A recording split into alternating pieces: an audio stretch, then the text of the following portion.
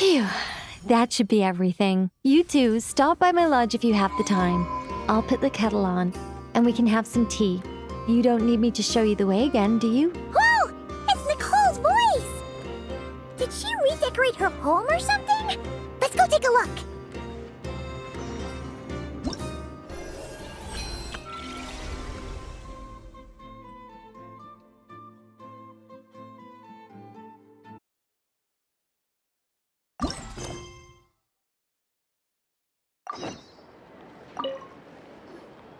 Ah, Traveler, Paimon. It's been a while.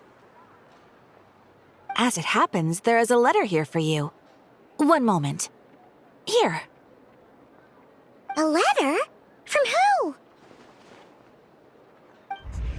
Dear Diary, I'm Kale. I work as a trainee forest ranger under my master, Tainari. I'm also studying at the academia.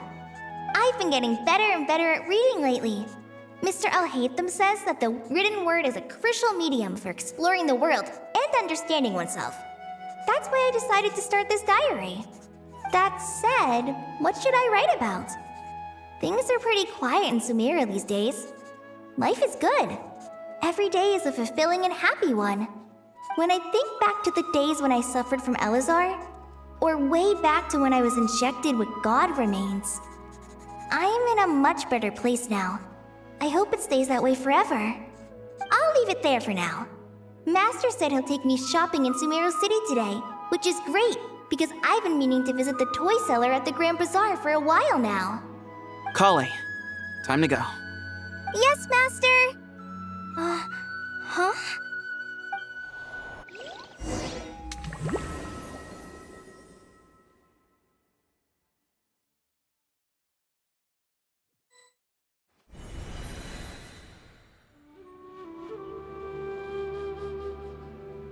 What's wrong, Kale? Is there something on my face? No, sorry. I didn't mean to stare. Did Master Tainari send you to pick me up? Master Tainari? What are you talking about? Tainari is the General Mahamatra. He's probably busy arresting criminals in Sumeru City. I mean, if that's what floats your boat, I can introduce you, but...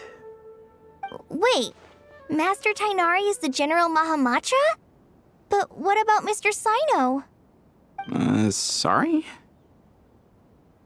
Oh, you mean that guy who just joined the Vahumana Darshan? Rumor has it he's the leader of the Temple of Silence. If that's true, it's pretty impressive. Sounds like you've been getting to know more and more people since you joined the academia. That's great, but don't let your forest ranger duties fall by the wayside, okay? What's going on? Sethos is acting like he's my master, and Master Tainari has taken over Mr. Sino's job. Is this some kind of prank? If so, it's a weird choice of prank. But anyway, Sethos doesn't look like he's joking. What is this all about? Hey, you're zoning out again. I'm gonna buy some tools for the rangers. Why don't you stretch your legs a bit? It's been a while since you last visited the city, right? Wait! He's right. It has been a while since I last visited Sumeru City. Was it always like this? I mean, it feels familiar, yet somehow... something seems different. Is this really Sumeru City?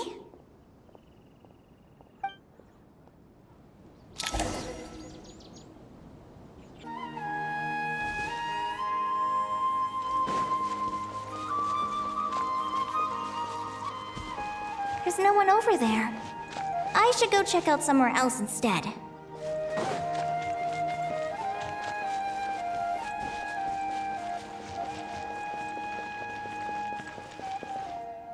Hey, did you see who just walked by? I think she's that famous merc. Hey, did you see who just walked by? I think she's that famous merc. Yeah, it's gotta be her. That red hair gives her away. The Flame Mane. They say she can take down a dozen tough guys with just one hand.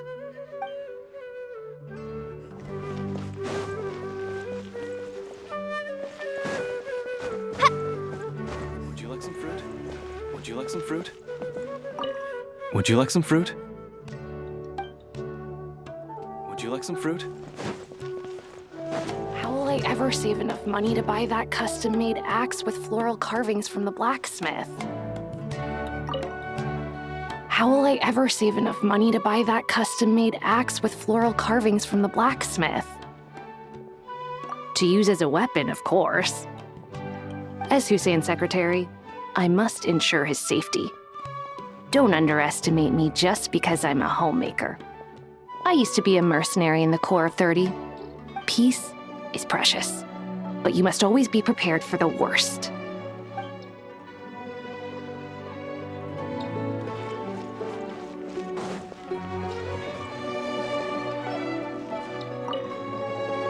When I grow up, I'm gonna join the Eremites and protect Sumeru City.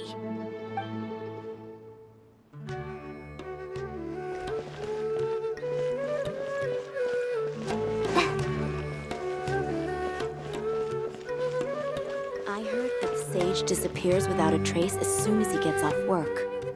It's a little mysterious if you ask me. I heard that Sage disappears without a trace as soon as he gets off work. It's a little mysterious if you ask me.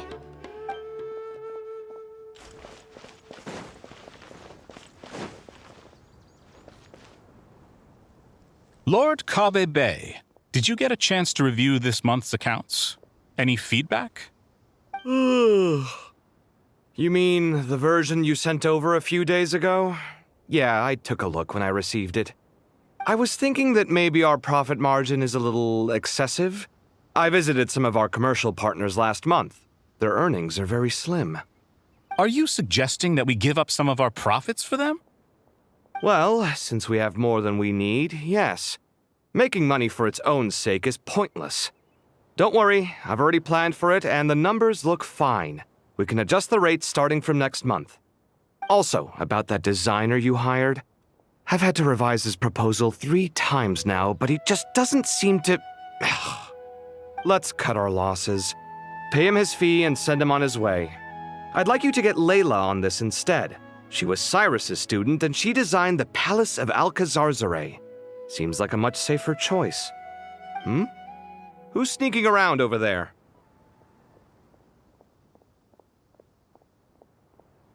Mr. Kaveh? Do you recognize this person, sir? Yes, it's all right. We've met. This is Kale, Sethos' trainee. He brought her along the last time I went for drinks with him. What brings you to the city, Kale? Is your master here too? No, this is all wrong! Why is Mr. Kaveh saying that too? Tainari is my master, not Sethos. This can't be real. I have to ask someone else. There's gotta be someone else out there who still remembers the truth. Hey, wait! Don't run off! How strange. What's gotten into her today? It's like everyone switched places. I guess I'll keep looking I around. heard that Sage disappears without a trace. Remember a while back when I was working on a renovation plan for the House of Dana? Well, I submitted a report to the Grand Sage and he rejected it. It's infuriating! How does someone with no sense of aesthetics whatsoever even become the Grand Sage? Please, calm down, Lord Kaveh. Maybe it's for the best that the proposal wasn't approved. Weren't you planning on paying for the renovations out of your own pocket? The Grand Sage just saved you a huge sum of mora. You're right. It's his loss if he doesn't want to work with me. Let him live out the rest of his days in an artless void for all I care. Anyway, enough about that killjoy. There's supposed to be a show at the Zubair Theater today. Are you guys free later? Tickets are on me if you want to join.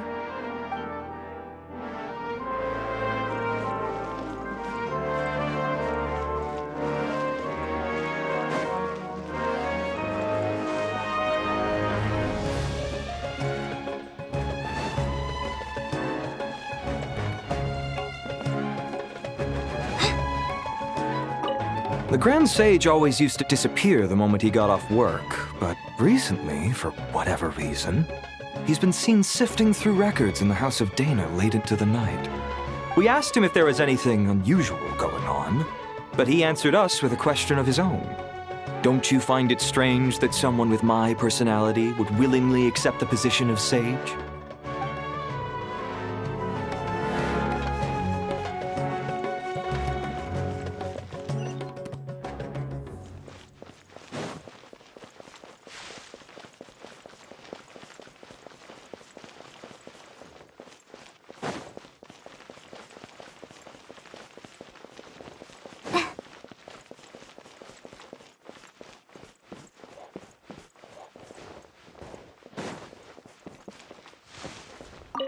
Hey, bud, can I ask you a favor? Is that alright if I borrow your thesis? Don't worry, I'm not gonna copy your work. I just need it as a reference. I guess that's okay. But if our theses end up sounding too similar, it's gonna be easy for them to spot. Yeah, trust me, plagiarism's the last thing on my mind. The only reason I ask is it's been really hard to get my hands on any reference material lately. Why don't you go ask the Grand Conservator? Candace should be able to find you what you need. She's super friendly. I'm sure she'll be happy to help. Really? I always assumed she'd be tough to negotiate with. Fair enough. I'll try my luck at the House of Dana later then.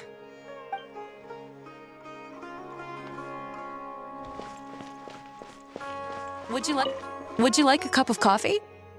The store's been pretty busy lately. Lots of customers have been feeding Ashru, who watches over the shop, and now Ashru's put on quite a lot of weight. Maybe I should put up a sign saying, "Please don't feed the cat."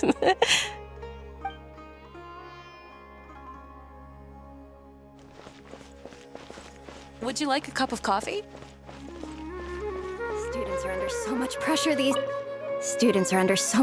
these days. Sometimes I just want to write their papers for them. Peculiar papers come to me for review every day. I really wish they were able to relax once in a while and not be constantly plagued by academic conundrums. It doesn't do a person any good to spend too long down the rabbit hole.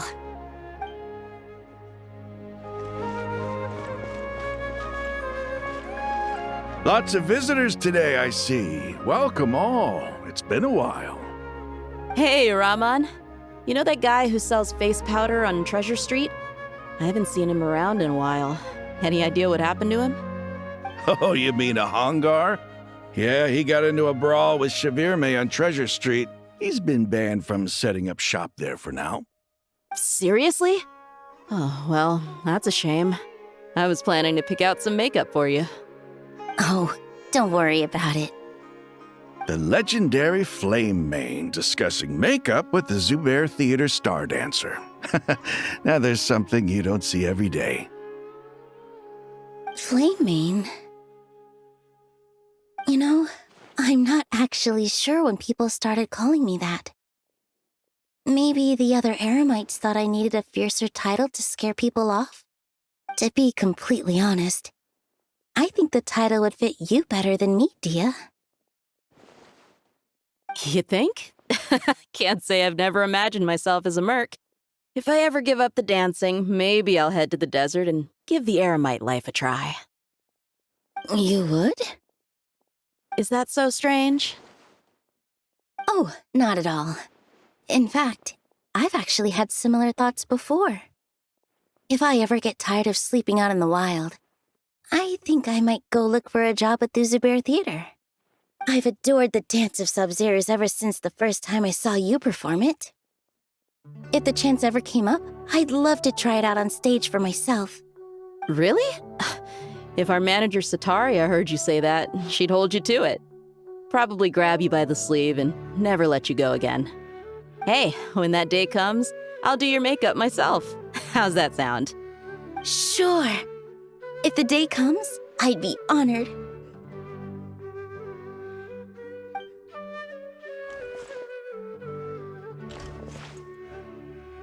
Everyone I know, everything I've ever known. Suddenly it's all a jumbled mess. The question is, who's right? Them or me? My head feels so heavy. I can't think straight. Nilu, have you been to Aru Village recently? I've got a friend who I haven't seen in a while. I was wondering how she's doing. You mean Faruzan, the guardian of Aru Village? I saw her not too long ago. She seemed completely absorbed in her research. No change there, then. I'll have to catch up with her the next time I'm out that way.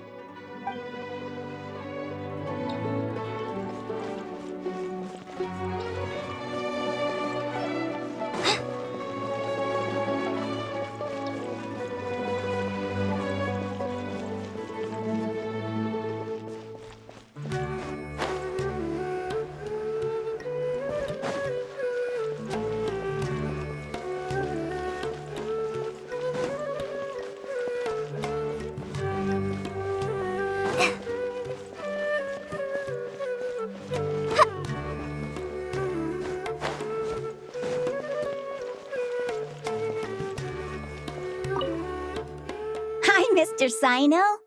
What are you thinking about? There's a chapter in King of Invocations where the spirit of someone who died long ago possesses a living man's body. To the outside world, it looks like he's developed a whole new personality. I was just thinking how terrifying that would be for his friends. Imagine waking up one day to find that a friend of yours has suddenly become a different person. Huh? So what got you thinking about that? I don't know, but something feels off. Everything looks fine on the surface, but can human perception really be trusted?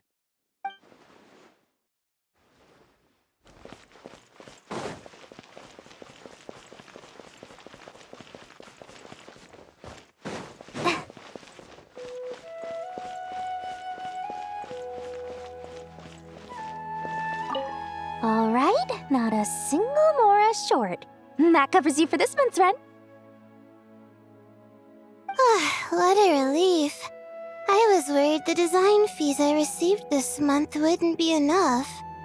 Well, next time, don't fret. Just let me know and I'll give you a few days' grace. We've known each other long enough for that. Anyway, how are you settling in? I couldn't help but notice that you're staying up late quite often. Yeah, I can't explain it. I just feel more inspired at night. Once I get in the zone, I can race through a whole bunch of drafts, no problem. But what about you? I keep hearing you sighing these days. Is everything okay? Well, it's just... Don't you think this house is a little small? I guess I should be used to it after living here for so many years. But for some reason, I've been feeling claustrophobic recently. I want to move somewhere bigger.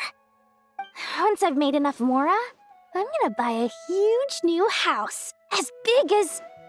at least as big as the Palace of Alcazarzaray. That sounds really expensive. True.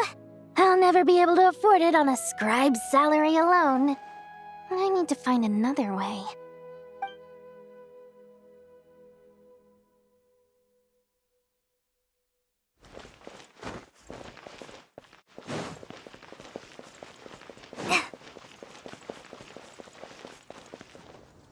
Mahamatra Tainari, we've apprehended the suspect. They say that the fool is prone to blind faith, but the wise man is not immune to it either. Suraj, do you have anything to say in your defense? Tainari, you were the one who turned the sages against me. Just a few words of caution from you was all it took to destroy my research. And now you're trying to stop me again? You should know that mechanical life is the future! We must cast aside our useless flesh and... That's enough. I'm not in the mood to listen to your lunacy. Anyone could tell you how amateur your work is. Karina, Ilias, put him somewhere safely out of the way. Yes, sir. Next on the agenda is... Master? What is it?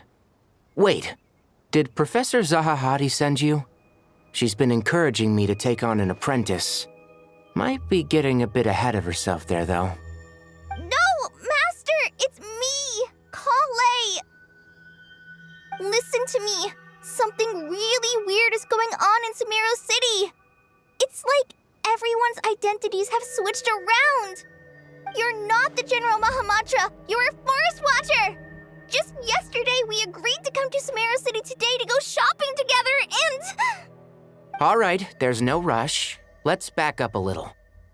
Your name is Kale, correct? Although this is our first meeting, you do seem strangely familiar somehow. Is there anything I can help you with? No.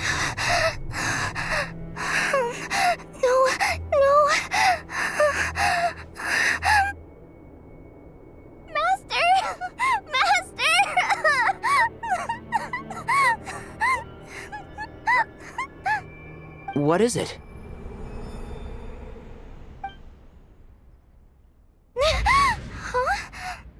Did you have another nightmare?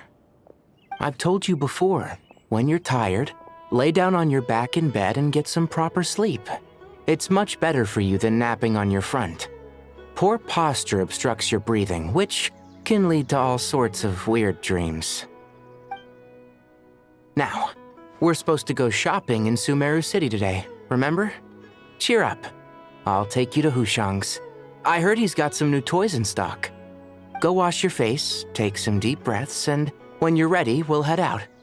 Okay. Thanks, Master Tainari. So it was just a dream. And yet, dreams can sometimes be a warning of things that will soon come to pass. Who said that? That dream felt unusually real, didn't it? Here's my suggestion. Since you're heading into Sumeru City anyway, you may as well tell Lesser Lord Kusanali about everything that happened. And just to be on the safe side, I think you should also inform your 2 traveler friends who once helped save Sumeru. I'd write them a letter if I were you. Time is short. A storm is coming from beyond the bounds of fate.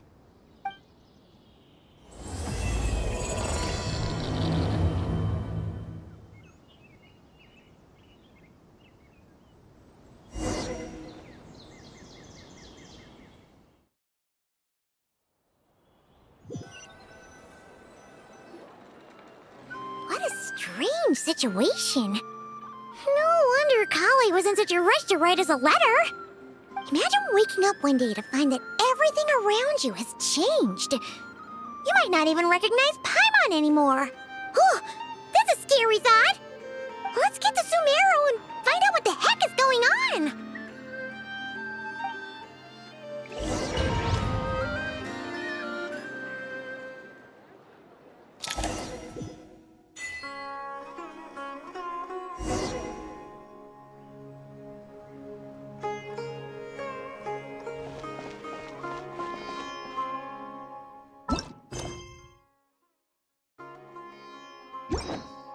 I see everything.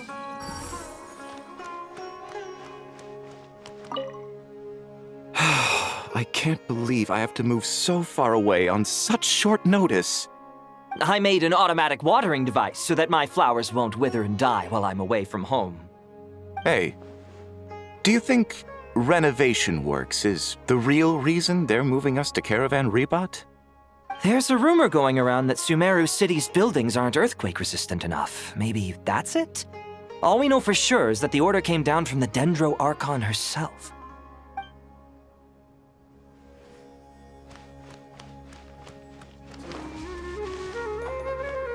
Hey! Thank you, Sage Baladuri. You really didn't have to stay with us to the end. Don't mention it. I'm your teacher. It's my job to look after my students. Is Panya doing okay? I think so. She just left the city with her mother. This will be her first trip away from home. She's handling it much better than I imagined. As her father, it's quite a relief. I just hope they have a smooth trip. Pack up your things. It's time we got going too.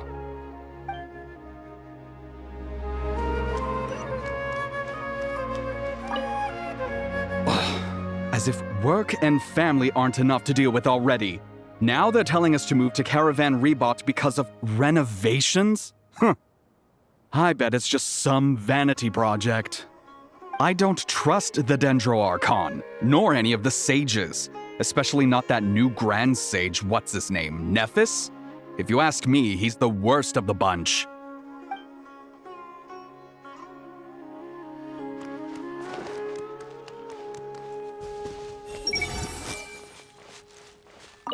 Hey, mister.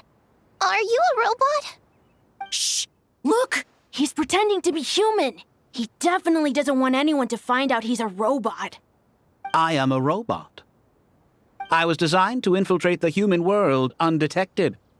My mission is to find an opportunity to destroy humanity. I knew it! It's just like in the picture books. What do we do? We're the only ones who know his secret, right? Surely he won't silence us for good. You have discovered my secret. Now I must take you as my prisoners. I will tickle your feet until you join the robot army. Don't be afraid. I'll protect you. Take this, robot! Ow! Stop! I was just kidding. I'm human. I'm human!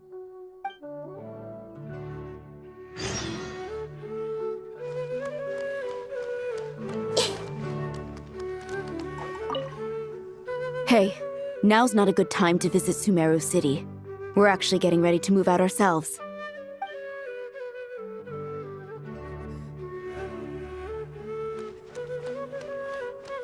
I see everything. Kale! Traveler! Paimon! Thank goodness. I'm so glad you made it. Of course! We won't let anything happen to you, Kale. So, what's going on in Sumeru City? Looks like lots of people are moving or something. Yeah, I was just gonna say. After I wrote my letter, Master and I went to Sumeru City and told the Dendro Archon everything that I experienced, from start to finish. She was silent at first. It seemed like she was deep in thought. Then the next day, we got told that she was ordering everyone to leave Sumeru City immediately and move to Caravan Rebot. The entire population of the city has to move? Not just Sumeru City. The evacuation also includes Lokapala Jungle, Avidia Forest, Ashavan Realm, and Ardravi Valley. Basically, everyone living in the rainforest must temporarily relocate to Caravan Rebot. Holy smokes! It's crazy! Yes, it's quite an operation. Even if people only bring the bare essentials, the scale is simply enormous. They've requisitioned almost all the Sumpter Beasts in Sumeru for the task, including the entirety of Dori's Sumpter Beast Park. The Dendro Archon said that what Kale experienced was not a dream, but a warning. After our meeting, she immediately summoned the 6 sages to analyze the situation and discuss countermeasures. They concluded that the events seen in the dream are very likely to become a reality, and that an unknown danger is rapidly approaching. Oh, please keep that to yourself. We don't want to cause widespread panic. The official reason they've given is a large-scale renovation of the rainforest ecosystem. People are skeptical, but there haven't been any major incidents. So far, at least. The Dendro Archon seemed really worried when we spoke to her. She said you can go visit her in the Sanctuary of Surasthana when you arrive. She also said she'd hold out until the very end. Tighnari? Kale? You got a minute? I need a hand here. One moment, I'll be right there. As a forest watcher, I've been tasked with assisting with the relocation work. There's a lot to be done, and they need all the help they can get. This will be the final group of evacuees from Sumeru City. While they're away from home, they'll be heavily reliant on outside help. Thank you for coming in our time of need. As you can see, another crisis is upon us. Excuse me, sorry to trouble you, but could you help an old man find his medicine? It's buried somewhere in my luggage. Where's my mom? Where did she go?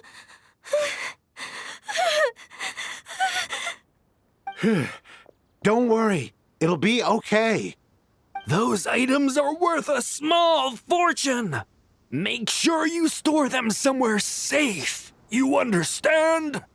I bet you thought you'd get away with this in the chaos, huh? Guess again. No petty thief gets past me.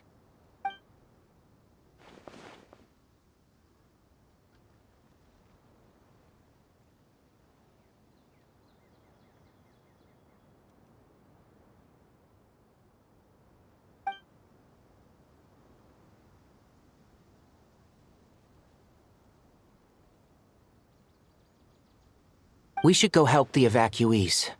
See you around.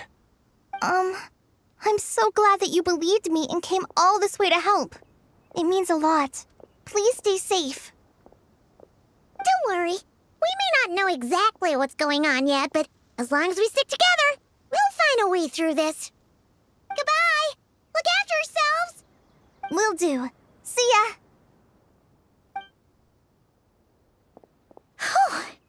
Paimon's not sure how she found the words to comfort Kale because, honestly, she's kind of nervous herself. Let's head to the Sanctuary of Surasana and see Nahida.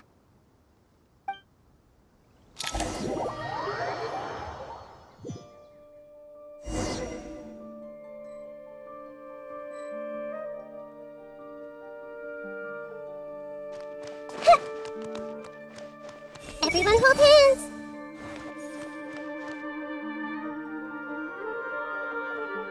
Who goes there? No unauthorized access to this place.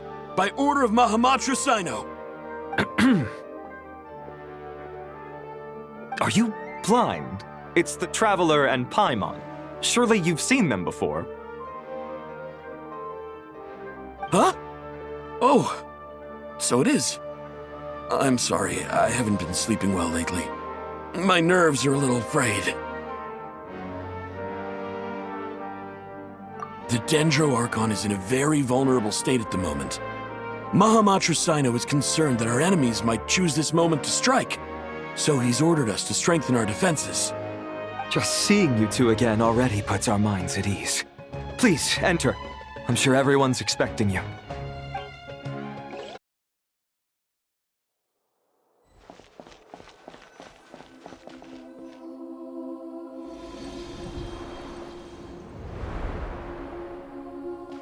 Traveler, Paimon, you made it. Aha! Perfect timing. Reliable helpers like you are just what we need right now. Oh, it's good to see everyone again. Kale gave us a rough idea of what's going on, but we still have a lot of questions.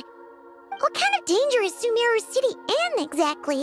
And how come everyone has to move to Caravan Rebot? At this stage, we can't be certain. We're investigating, but no definitive answers yet. I take it that Kale told you about her strange dream? Yeah. Apparently, everyone in Sumeru City was acting super weird. Even you guys. It was like you'd all switched places. That's right. Kale and Tainari reported the situation to the Dendro Archon. She believes that it wasn't merely a dream, and that whatever it was has something to do with Irminsul. It's a reasonable inference. Only through Irminsul can people's memory and cognition be so significantly modified in such a short time. We don't know why Kale would dream of these things, nor who was trying to warn her. The Dendro Archon decided to connect to Irminsul to investigate more thoroughly. Irminsul is connected directly to the ley lines. The tree serves as a central hub where the ley lines converge, and its core function is to record and store the world's knowledge and memories. But something has gone awry, severely compromising the performance of this core function. Information is bottlenecking inside Irminsul, hampering the ley lines' flow. If this continues, new information will languish unrecorded, with existing records thrown into disarray. In short, the souls of the dead will be stranded, while the living have their sense of reality warped. In the long run, Kale's dream could well become a reality. And that's just the beginning. There's no telling what other nightmares could end up coming true.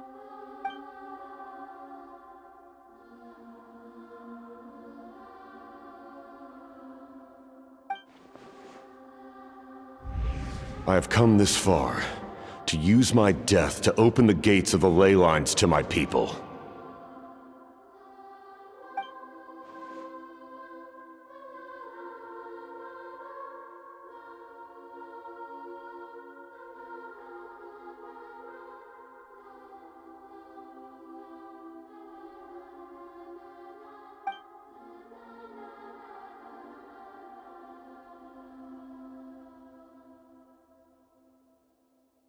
Faced with a growing backlog of information, the Dendro Archon decided to connect herself directly to Irminsul and take over the recording and processing function herself.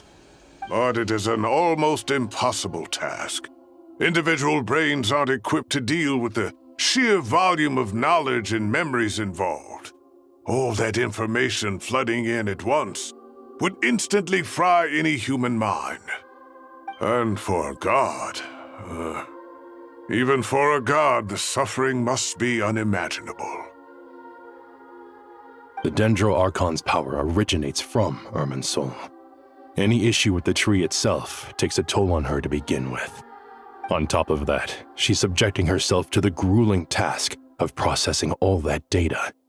It must be torture for her. And despite all of this, she is somehow finding the strength to investigate the Irminsul situation from within and send us her findings. I finished analyzing the latest data. Looks like our working theory was wrong. There's no signs of Irminsul having been attacked from the outside. So it's internal then? Some sort of disease, perhaps? No. I've spent half my life studying the ley lines. If Irminsul malfunctioned this easily, the world would have met its end long ago.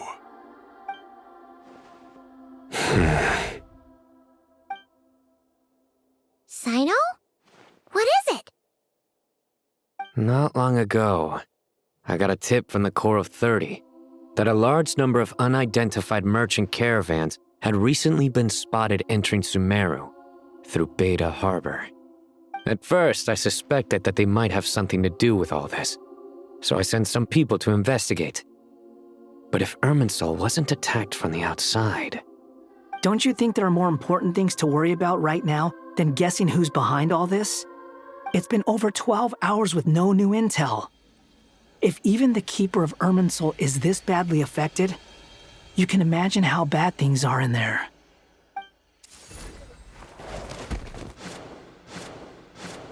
Dendro Archon.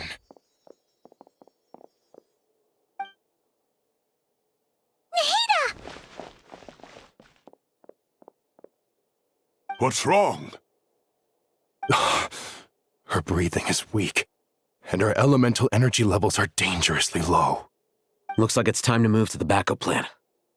What's the backup plan? Get out of the city and take the Dendro Archon with us. The entrance to Irminsul is directly beneath the sanctuary of Surasthana. That means this is ground zero if anything goes wrong. The Dendro Archon has a very strong connection to Irminsul. But theoretically, this connection should grow weaker with distance. Under normal circumstances, she can unleash her full power here. But with Irminsul out of control, our first priority is to get her away from here. The situation is critical. There's no time to deliberate. Everyone in agreement? I'll deal with it. I'll also let the Matra and the Core of 30 know to start evacuating.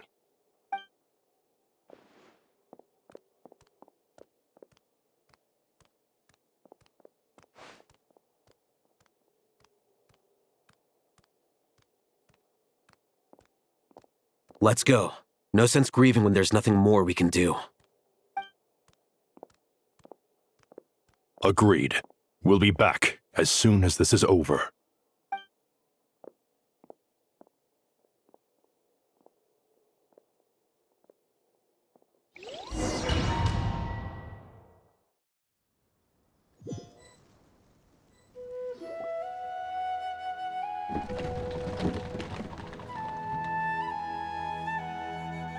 The last group of civilians has been safely evacuated. Dendro Archon's carriage will travel with them. Sino and Hat Guy will protect the convoy. With the Dendro Archon in a coma, we've lost our means of investigating the situation.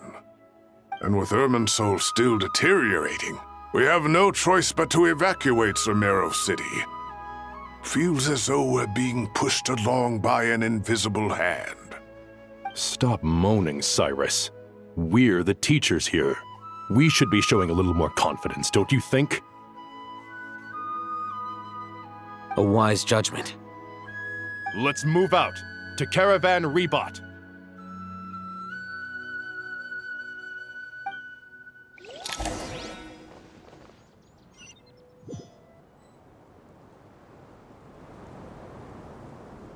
Sir, all units are in position. Good. Everything is going to plan. Interfering with Sumeru City is a necessary step, so do not hesitate. The Irminsul situation will not harm you. We need to speed things up here, too. We don't want to keep our client waiting, do we? No, sir. You have my word. Everything will be completed on schedule.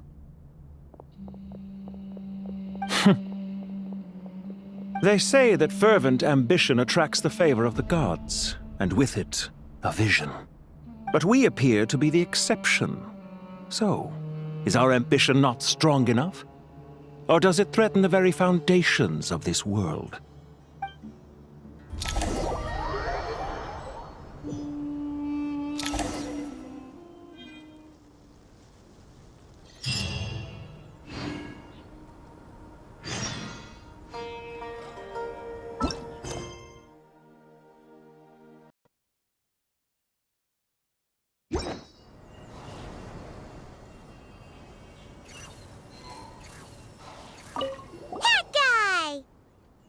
What? Nothing. You just looked like you were lost in thought there. Do you have any ideas about what's going on? From what I know about Irminsul, the system doesn't break down that easily. I don't have the faintest idea who could have done this. Actually, one name did cross my mind. But, he's already dead.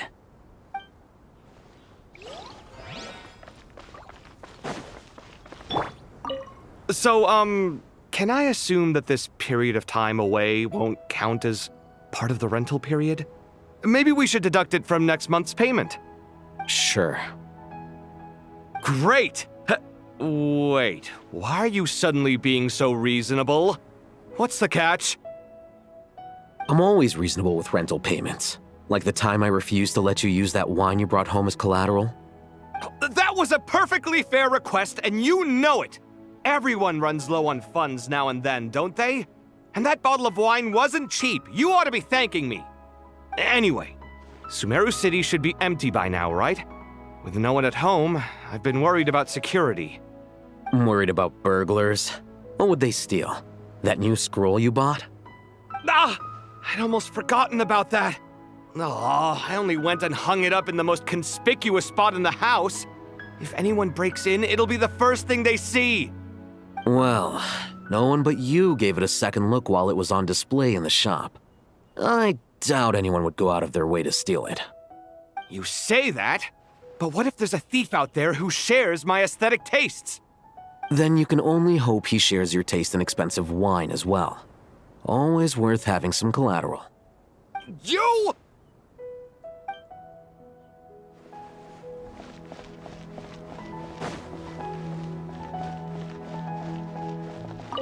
Keep your eyes peeled. It's down to us to maintain order at this time. This is a direct command from the Mahamata. Everyone stay vigilant. We cannot allow bad actors to take advantage of the chaos. Squall and Fury.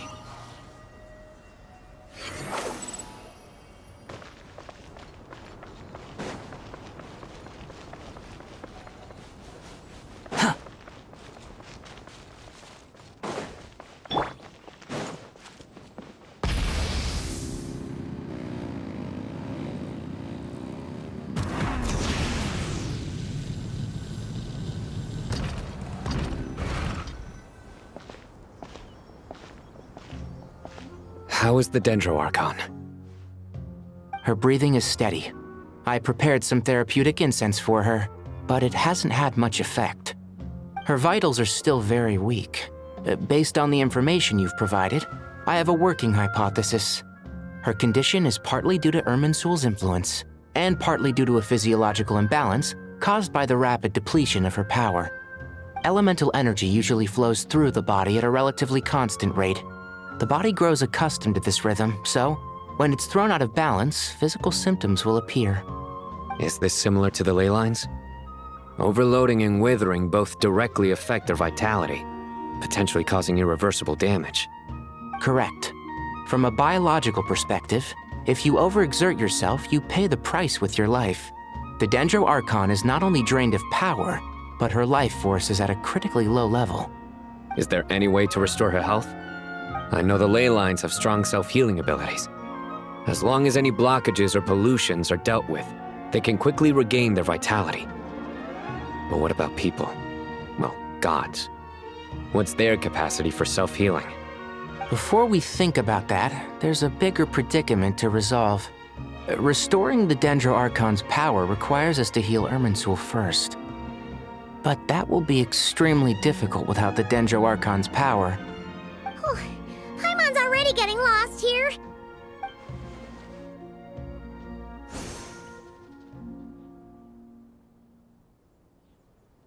Master Tighnari and Cyno look so serious. I've not heard Master speak in this tone for a long time. Tighnari.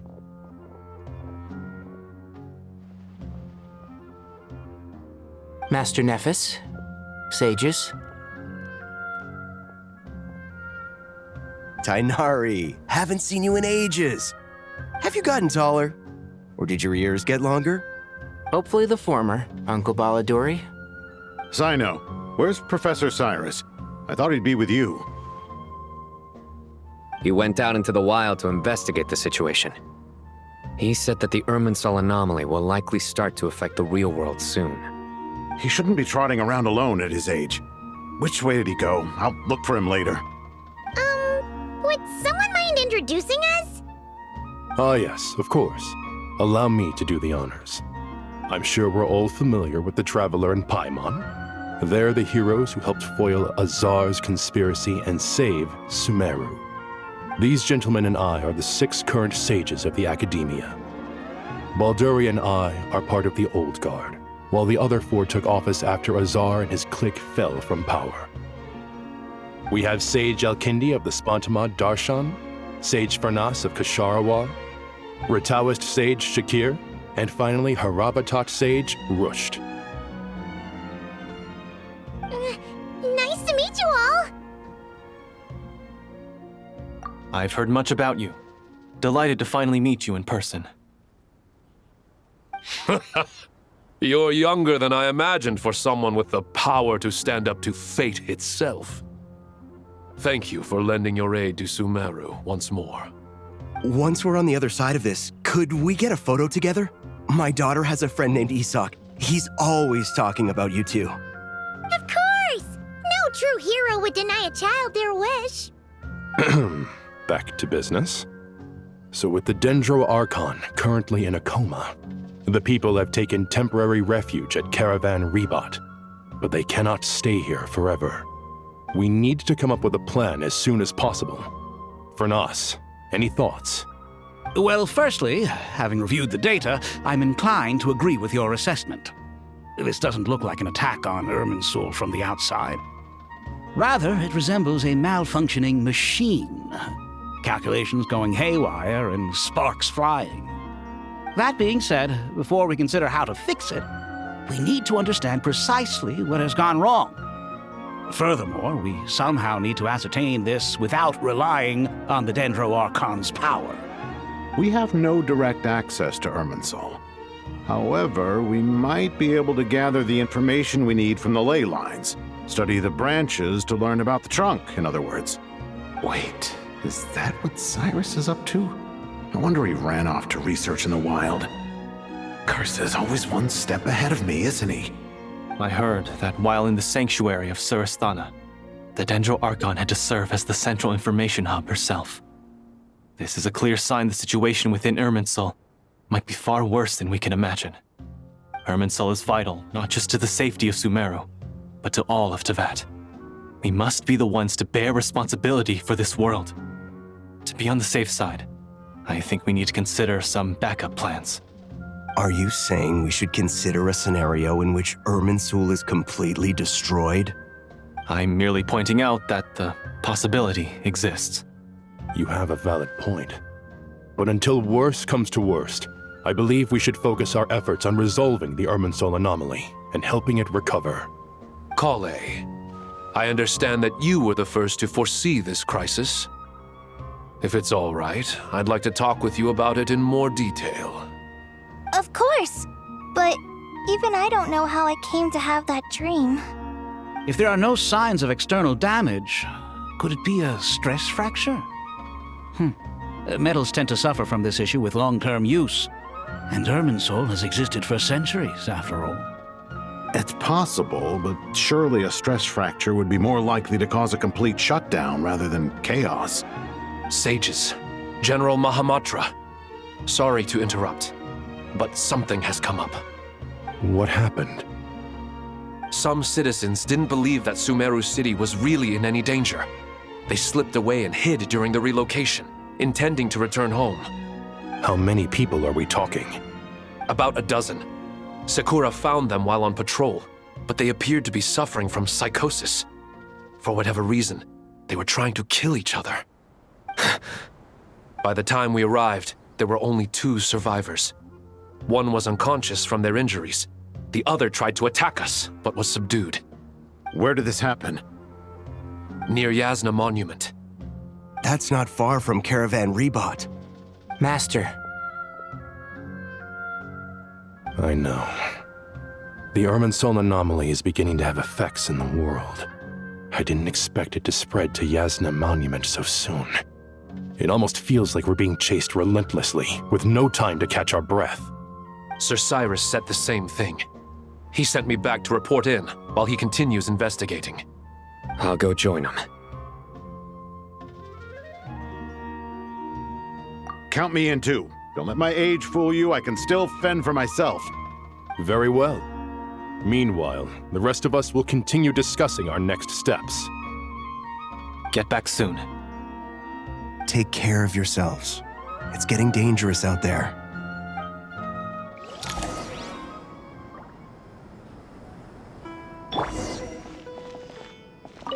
I thought we'd be safer once we got to Caravan Rebot.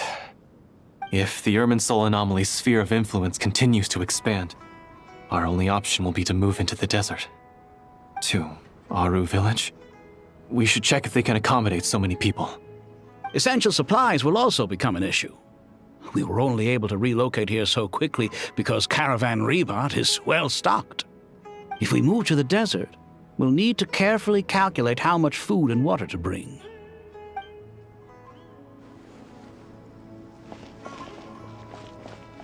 Don't be nervous, Kale. I just wanted to ask, have you ever had similar dreams to this one before? Similar how? Dreams so vivid, they seem real. Filled with strange or dangerous things that you cannot explain. Let me think. There was one time, I don't remember it very clearly, but I saw fire. Fire? Yeah.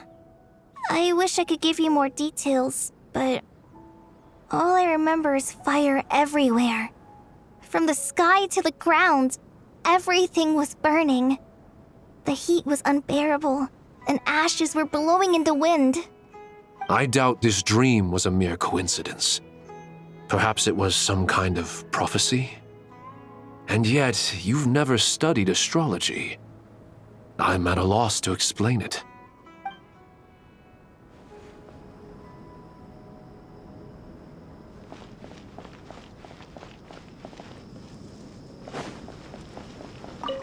Thank you for everything, Tainari. Don't worry about me. I'm fine. But if you don't mind me saying so, Master, you're looking a little nervous yourself. I only just got appointed as Grand Sage, and now this happens. It's quite overwhelming. Looking back now, I don't think I handled the situation with Azar very well at all. Yes, I protested, but I went about it the wrong way. Instead of helping, I just ended up getting locked away. Now that I'm the Grand Sage, I have to be responsible for everyone's lives, including the dozen or so who fled to Yasna Monument. I can't help but blame myself for their deaths. It's only natural that you want to do the best job you can, but Master, we both know perfection is impossible. You're right. We may well be heading into the desert before long. Feeling up to it? We left in such a hurry that I didn't bring any sun lotion, but I'm sure I can make some from local ingredients here. That was a big part of my graduation thesis, after all. Still remember? Of course, like it was yesterday. I remember asking you if you'd like to stay and teach, but you turned me down without a moment's consideration. Anyone else would fight tooth and nail for the chance to research by my side, but you couldn't get out the door fast enough. Weren't you afraid I'd hold up your thesis and stop you from graduating? If you'd pulled a move like that, I would have reported you to the Matra right away. You wouldn't give me a second chance? What about the bond between mentor and student? No, Master. I would not sit by and watch you go astray. Very good. Then I taught you well.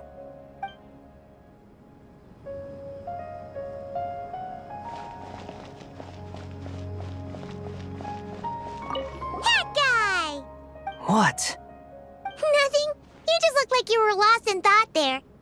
Do you have any ideas about what's going on? From what I know about Irminsul, the system doesn't break down that easily.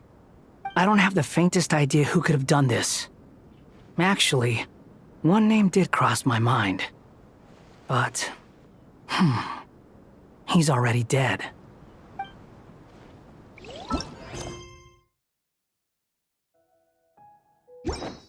The wind rises.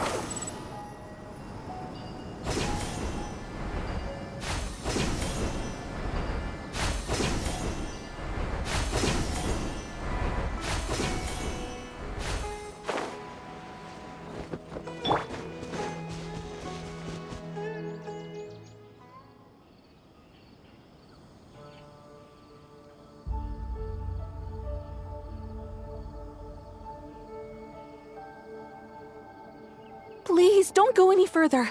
As you get closer to Sumeru City, there's no knowing what dangers you might encounter. So this is our mentally disturbed man?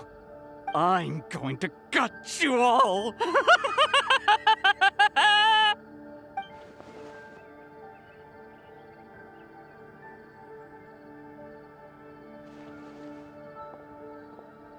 Cyrus, you didn't even bring a single guard?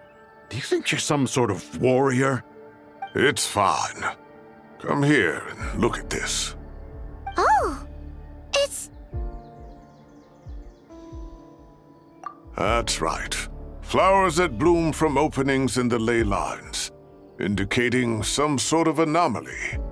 I don't believe I've ever seen a color like this before. Did you discover it nearby? Not just here. Way over there, too. They're everywhere. There's even more in that direction. How did you ascertain the situation further ahead? Didn't you just say that we can't go beyond this point? Yes. This area is relatively safe so far, but if you continue forward, delusions will start afflicting your mind.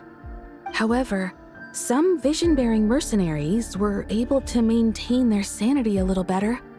They're the ones who brought back news from further afield. Sino, do you remember the class I taught on dissecting ley line blossoms? I do, Professor. I received full marks in that course. Good. After all these years, it's time to put that knowledge into practice. There must be anomalous information hidden within these blossoms. Alkindi, I'll need your help as well. Been a while since we worked on a project together, hasn't it? Sure has. Well, what are we waiting for? Let's get to work.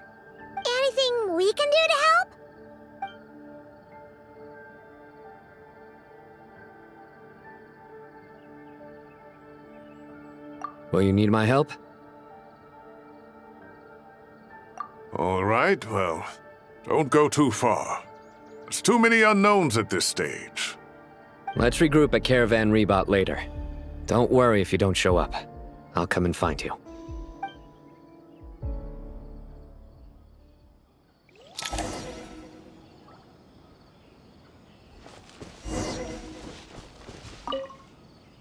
All right, well, don't go too far. There's too many unknowns at this stage. Let's regroup at Caravan Rebot later. Don't worry if you don't show up. I'll come and find you.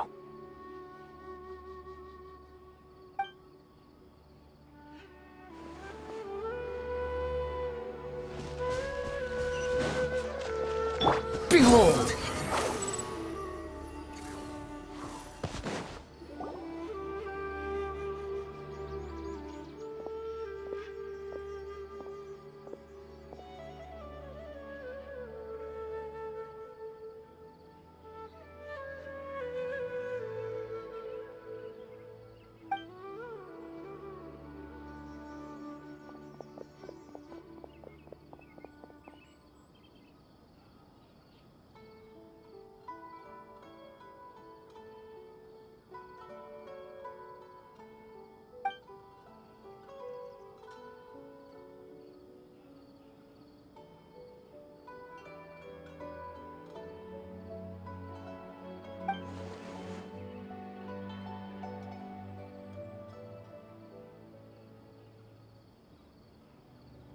That should be the heart of Oasis. All we need to do is light it with the fire seed, and it'll restore a pep with elemental power. The damage it suffered internally will also slowly begin to heal.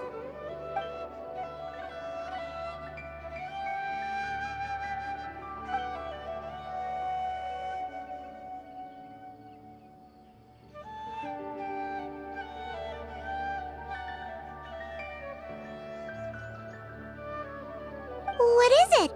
You thought of something? Really? Then let's get back and tell the others!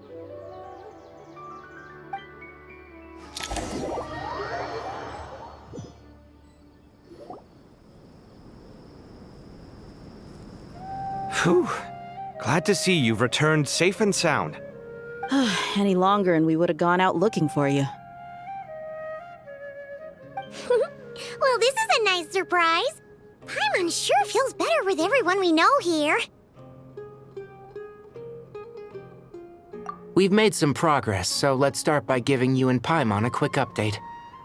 By dissecting the ley line's blossoms, we've been able to deduce that although Irminsul is experiencing an anomaly, it has not completely rejected access from the outside. The Dendro Archon has the power to connect to Irminsul, but there's also another way. I assume you recall the devices everyone was wearing when you first arrived in Sumeru? Devices? Oh, wait.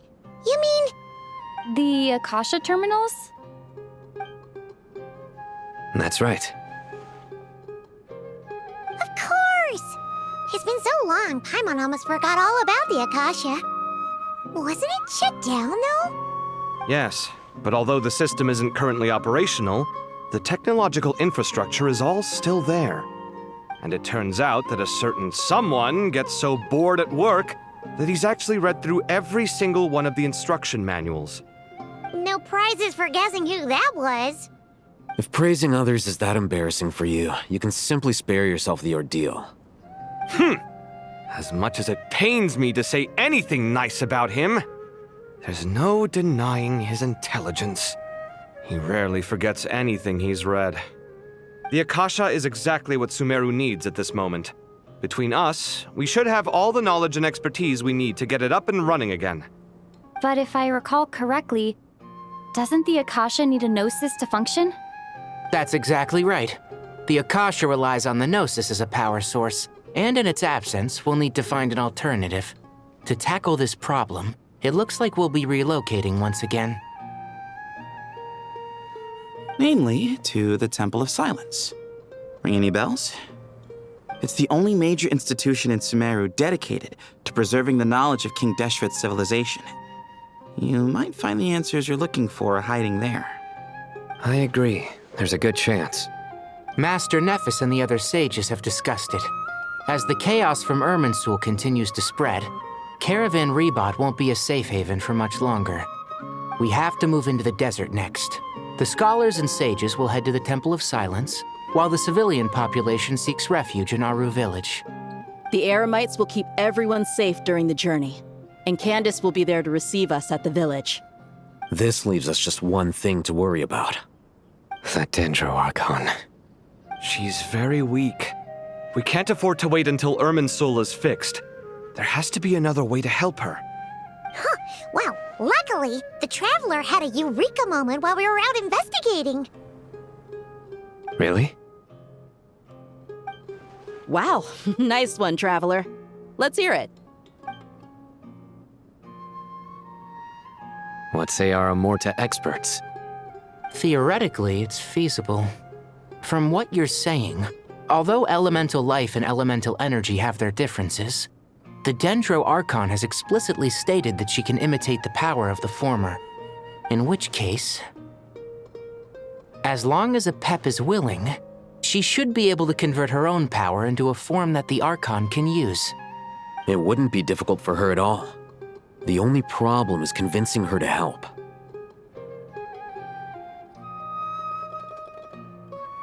Yeah! Even though she wasn't exactly friendly the last time we met, she didn't refuse to talk with us. When she realizes the danger that Nahida is in, surely she won't turn a blind eye to it.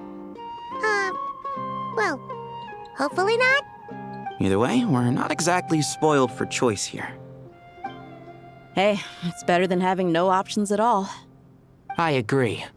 Without Irminsul's aid, the legendary Dendro Dragon Apep may well be the only living thing in Sumeru who can help our Archon recover her power. There's no time to lose. I'll bring this proposal to Master right away. If he and the other sages agree, we'll split into 3 teams. The academics will go to the Temple of Silence to look for a solution to the Akasha problem. The Eremites will escort the civilians safely to Aru village, and the Traveler and Paimon will take the Dendro Archon to see Apep. There's still a long road ahead, and no knowing if we'll make it. But at least we have a direction now. I'll take it over floundering around in confusion. If there are no objections, then let's proceed. But before we adjourn, I would like to leave you all with some parting words. No matter the distance between us, there will always be an invisible force tying us together. May the bonds forged in the past shine bright like stars and open a new path before our feet. Huh. Is that from King of Invocations? No. This one's from King of Invocations, the sequel. What's the difference? The sequel's much cooler. Couldn't agree more. Well, it was very apropos. Once this is all over, I'll give everyone a copy of King of Invocations and the sequel to show my gratitude. Come on, let's get moving.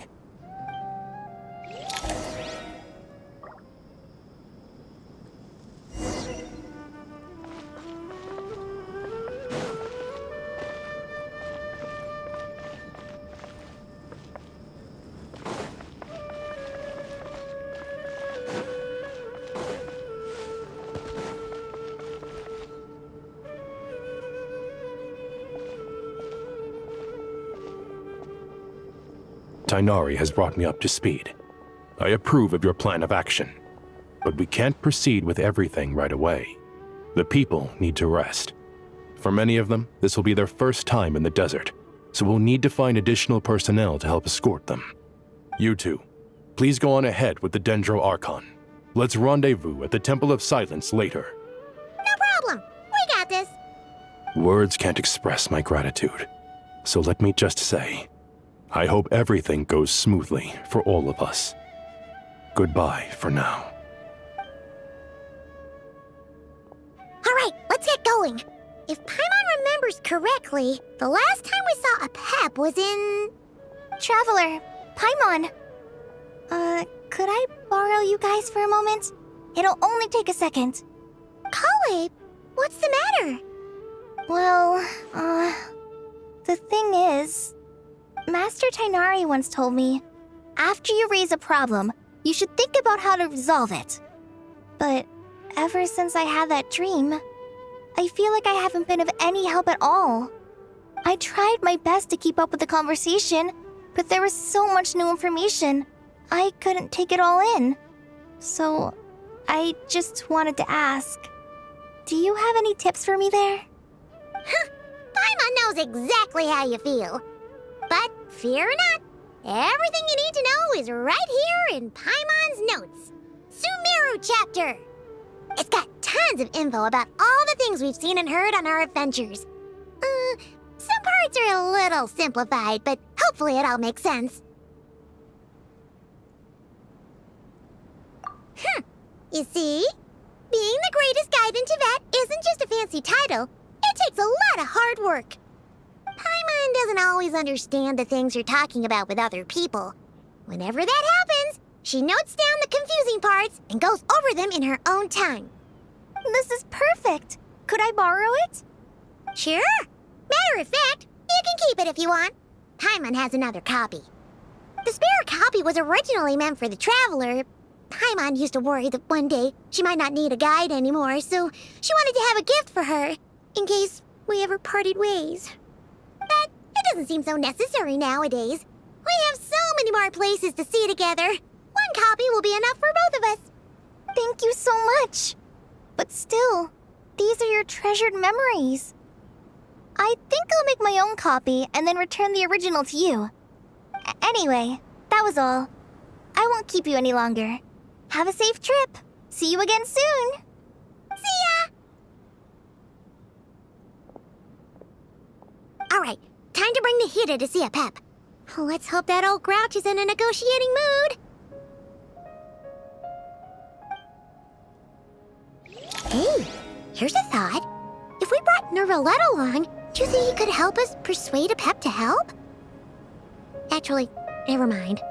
In a Pep's eyes, Nervalet's probably one of those dragons who's grown too close to humankind. They might end up fighting for all we know.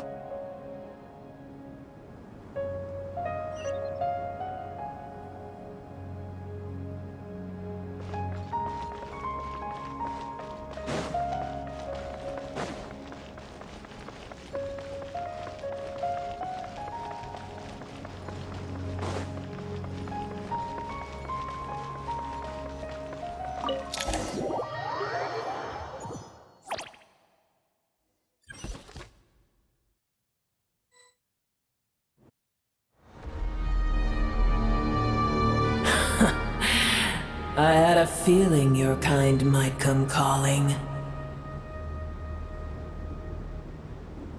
The ley lines are in disarray. Something has gone wrong with Irminsul, yes. Even from a great distance away, I can sense that Sumeru is headed for destruction.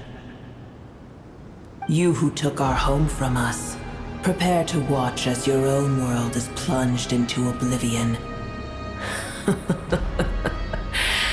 Oh, how the cycle of history comes to a poetic conclusion. This isn't a joke, Pep. Nahida's in grave danger. Can you please help her? Is she now? Then do explain. For what reason should I lend Boer my assistance? Pep, if you truly despise gods and humans so much, well, after the great humiliation of being helped by a god in the past, shouldn't you be jumping at this chance to balance the scales? Now that is a compelling reason. When El Ahmar plotted against me and I was tortured by forbidden knowledge, it was Boer who saved me from agony. And though I regard with shame the pity of my enemies, to receive aid without repaying it would likewise tarnish a dragon's dignity. Oh, tiny Boer, puny humans. Just this once I shall deign to show you the true power of dragonkind. Whoa! It's happening again! We're gonna get sucked in!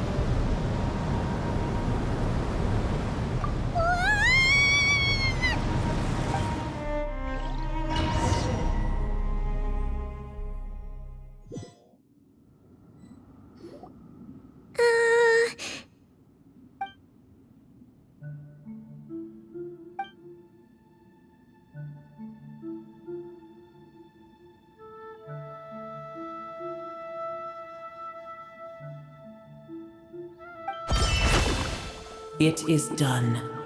The heart of Oasis is supplying her with life force as we speak. It shall not be long before she recovers. But I should warn you, Booer's existence is closely intertwined with Irminsul. Unless the issues plaguing it are resolved, she will never completely recover her former strength. Thank you. Spare me your words of gratitude. You may also spare me your feigned concern.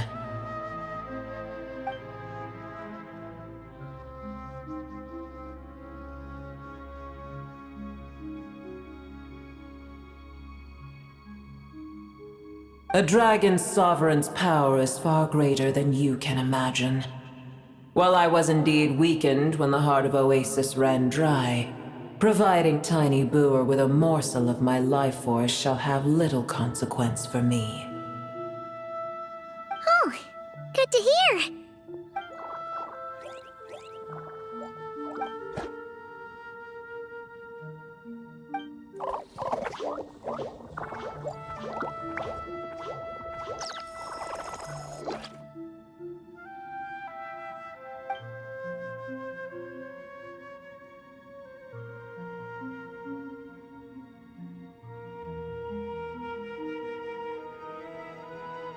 Ever held in high favor, I see. Oh, well, you know. The compliment was sincere. Simply accept it.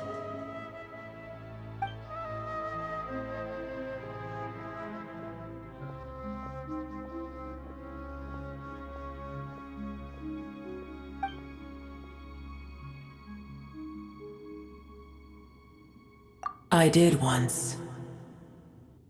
That tree was not planted by the heavenly principles. Irminsul existed before they ever arrived in Tevat. What?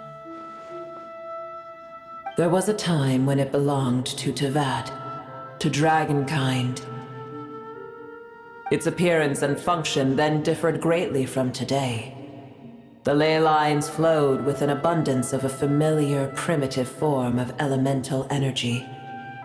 You may know it as the power of the Light Realm. The heavenly principles usurped and refashioned Irminsul, made it serve humanity, and used it to anchor the fate of the world. Yet in the end, humanity has failed to protect it. Heavenly principles, God of gods. It makes me sick. The enmity between your kind and mine can never be bridged. As things stand today, holding a grudge against you would serve no purpose. But there will come a day when we reclaim this world for ourselves.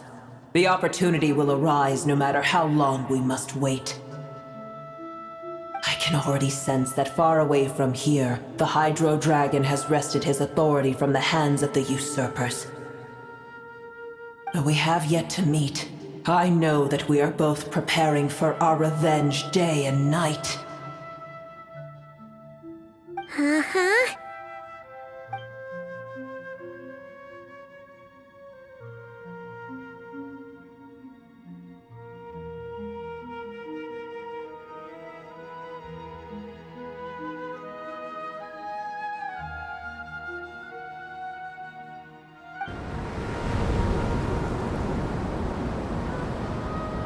I hear a great disturbance out there. Huh? What is it? Sandstorms come. The Jinn. I see. Another calamity approaches. You both seem restless. Let us part ways here. Booer is safe with me. Once she has recovered, I shall return her to your side. Oh, thanks again. Take care, alright?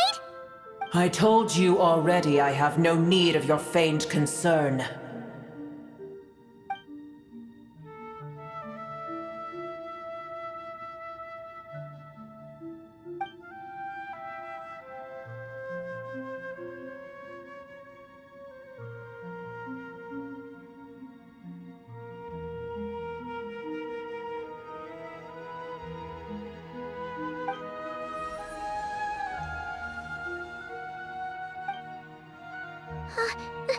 Nahida! You're awake! Are you okay? Cease your interrogation. Yes, she awoke for a brief moment, but she has now lost consciousness again. Take it. We shall talk more at another time.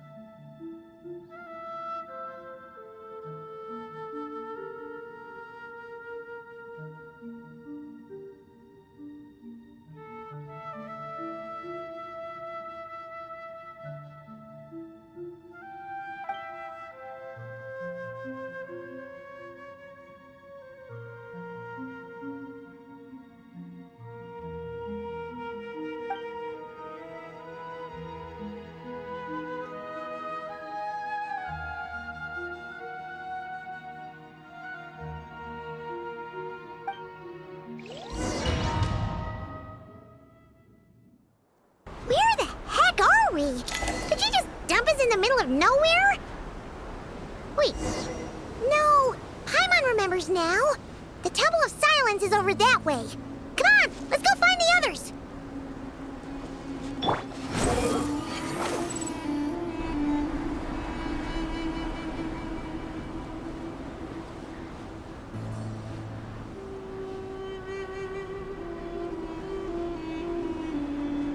There's no need for everyone to stay here. I'll protect the sages. The rest of you, return to Aru Village. Yes, Mahamatra Sino.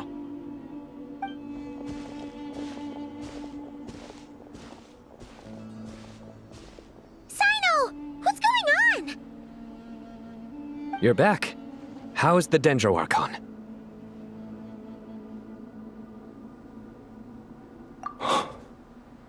What a relief.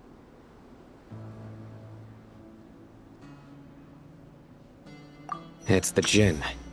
Countless Jinn have stirred up violent sandstorms across the desert, blocking our path to the Temple of Silence. Tainari and Kale have returned to Aru Village to help. The Jinn are being highly aggressive, so both the village and the merchant caravans require protection. It's just one thing after another. Where did all of them come from anyway? In all my trips to the desert, I've never seen anything like this before. As I see it, the only possible candidate is Gurabad. Gurabad? Baladuri could explain in more detail if he were here.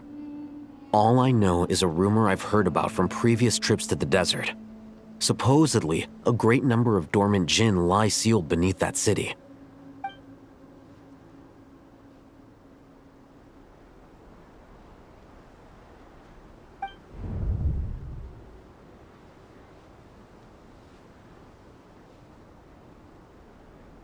Gurabad is, for me, a fated land. I must therefore return back to this city, where my destiny awaits me still. My master, I am sorry that I couldn't stay by your side for long, and that I could not have more time to get familiar with you. Lailupar.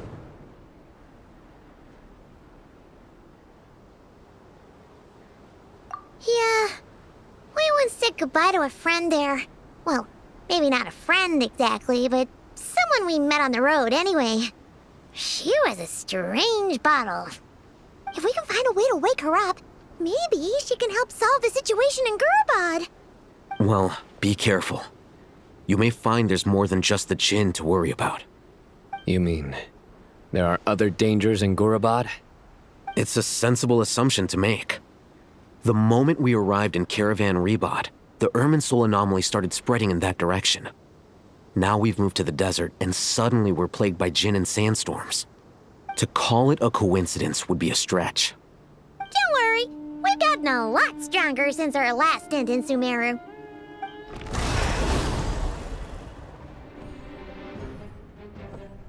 Ah! When did they show up? It appears the monsters native to the desert have been stirred by the Jinn's activity.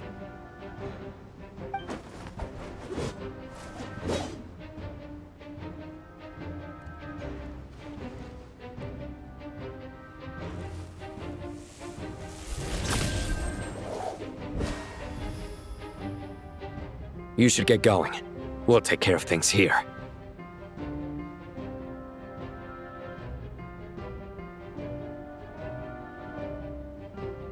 You too. Don't do anything too risky. You got it?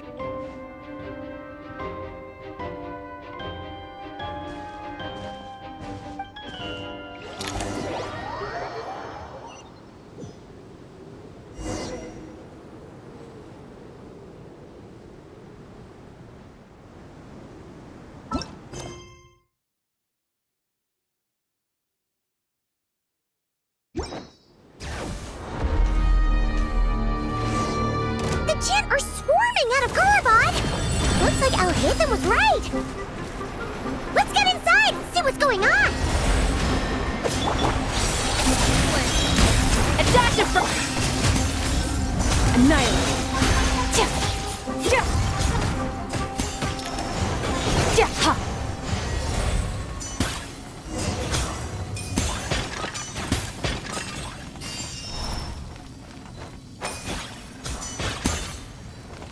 They just keep coming!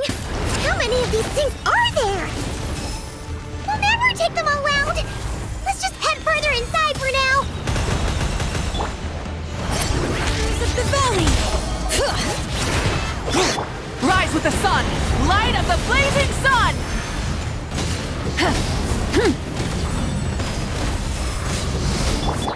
A little amusement!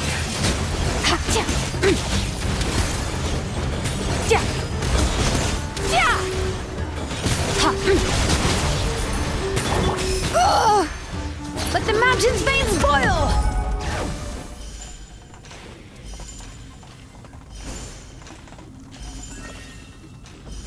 Target spotted! All units at the ready. The Fatui? They must be using this place as a stronghold! Are they the ones behind all this? Breath from the sky! A burst of flavor!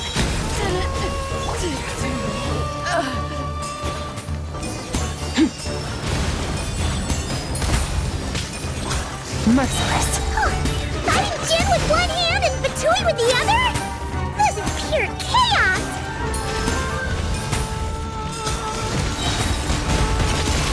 Another star goes out! A dash of frosting! Hear the echoes of the valley! Burn it down!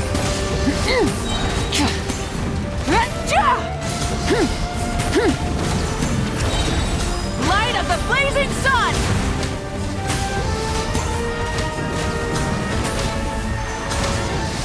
The pinnacle of excellence! Off to the freezer!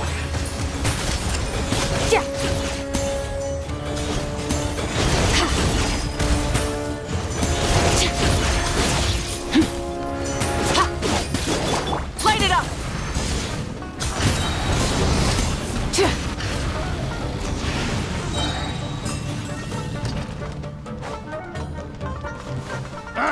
Pyroclastic surge!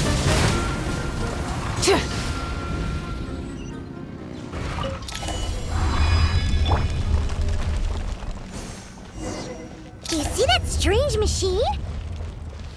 Paimon has a sneaking suspicion that that's the thing wrecking Gorobod and setting all those dangerous Jinn free! The target has reached the core zone! Requesting backup! Repeat, requesting backup! Backup en route! Stop her at all costs!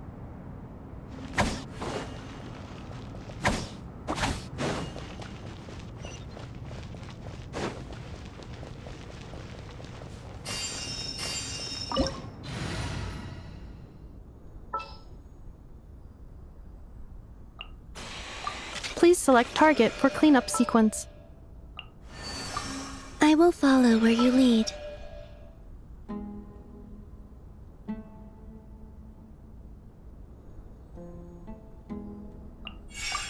I shall be your...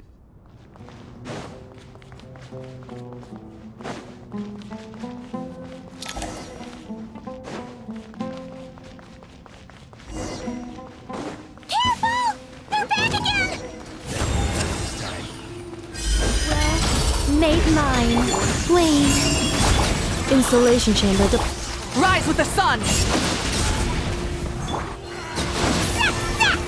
Nice one, Traveler! Let's keep going!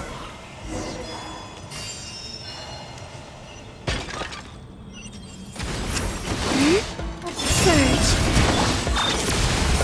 I think not. Our little secret. Full throttle! Wrath from the skies! Preparing for dust up.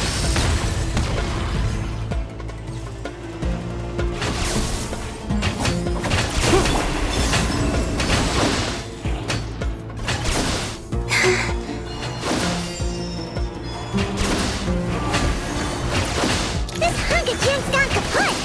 Now we can finally...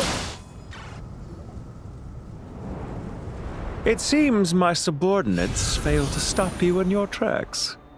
Apologies, sir. There is no need to apologize. You did well to hold your ground against such a powerful adversary for as long as you did. I must commend your courage and perseverance. So, you're in charge here, huh? First the problems with Irminsul, now this mess in Gurabad? Are you the ones responsible for all this? I'm afraid I cannot answer that. I assume you aren't naive enough to expect answers from an enemy. Oh, this guy is so snooty! However you want to spin it, you're clearly involved in this somehow. So you can either start talking, or we'll have to make you talk. Let's get him! Traveler, what's wrong?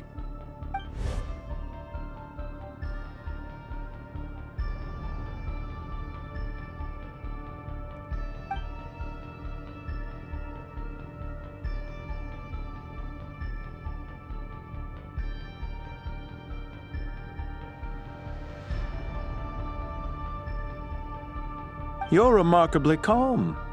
Some would act more rashly upon finding the ringleader all alone. But you keep your cool. Even as your enemy, I must applaud you. Did you show yourself just to say that? Is this you trying to take back control of the conversation? Unfortunately, I really don't have anything to say to you. I am here merely to indulge my own curiosity. Your names are well known among the Fatui. Naturally, I wanted to observe you up close while I had the chance. Hey! Don't treat us like we're some kind of exotic animals in a zoo! Oh, I wouldn't dream of it. You seem rather predisposed to misunderstand me. I'm quite aware that you are both heroes of great renown. You have resolved crises in many nations and won countless allies along the way. I've been following your adventures with great admiration. My only regret is that the trajectory of your journey conflicts with our goals. What do you mean, admiration? Sorry, but that sounds pretty weird coming from you. I don't see why. We may happen to occupy opposing sides, but there is no cause for deep-seated enmity between us. To respect one's enemy is to respect oneself. Well, now that you're observing us up close, what do you see? I've observed as keenly as I can. Yet, while I endeavor to understand, your true strength remains a mystery to me. Violence is not my area of expertise either, so, you see, I would much rather converse with you like this than determine a victor with the edge of a blade. Besides, I've heard that even 3 moons in the sky fail to eclipse your brilliance. I know better than to bite off more than I can chew. 3 moons? So, you have a connection with the Harbinger, the Doctor. Well deduced. Our commander, Dottore, died in Nodcry. But there are things that do not end with his departure. We must... Look at me. I almost divulged more than I should have. What are you after? Revenge for Dottore? Or are you plotting something else? I've said quite enough, I believe. There's no point in continuing this conversation, except to say, I've noticed that you seem to know your way around here quite well. A repeated visitor to Gurabad, are we? Ugh. I'll take that as a yes. Then I'm sure you'll have heard the story of this place. The mother of the Jinn, Lilupar, and the tragic tale of her vengeance that spanned 3 generations. It was right here that Lilupar once helped the wise to ascend to the throne. But from that moment on, every king who sat upon it was corrupted by power. These degenerate rulers lost control over their nation, and with it, the right to occupy that exalted seat. What are you trying to say? I once admired you for your adventures. That is the earnest truth. But it appears to me that your journey serves ultimately to uphold the rules of this world. Are these rules truly just? Does the heavenly principles rule with wisdom or folly? And how can we be sure that the 7 who wield authority over the world will not be corrupted? Do you seriously think you're gonna convince us of anything? Convince you? I'm sure my commander already tried that. Why would I waste my breath doing the same? If a few words from a stranger were enough to make someone completely change their stance, it would only prove that they never had a firm will to begin with. I am merely stating my position, so that we might understand each other better. One's enemy in the present may not necessarily be an enemy for life. As for what game I'm playing here, I'm simply buying some time. But now I must bid you farewell. It was a wise decision not to attack me immediately. Since you did not fall for my ambush, I will now have to ask those in hiding to reveal themselves. Leave this to us, sir. Very well. I trust you to do what is necessary. Stall her while I execute the next step of the plan. Sumeru City, Irminsul. Hey! Stop right there! Don't you dare leave without explaining yourself! All units, stop them! Protect the commander! Did you hear that? He mentioned Sumeru City and Irminsul! He definitely knows something! We can't let him get away! Get rid of these pesky soldiers, quick! Wait, a new moon bright. Rear guard to the front! Don't let them through! Burn it down! Get that thing in position! Hold on! Just a little longer! Blazing sun! We finally beat them! That mysterious guy can't have gotten far! Let's catch up with him!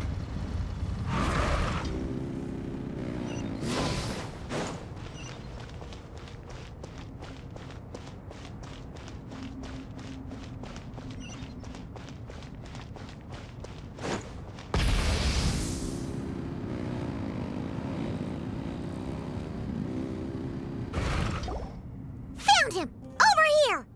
You're very persistent. Hey, you! Stop running and explain yourself! What are you trying to...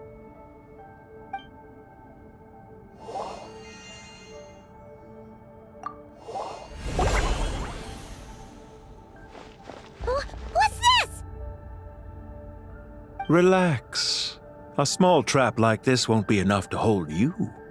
The sandstorms from Gurabad will die down soon enough, but this small window of time was all we needed to launch the next phase of our plan.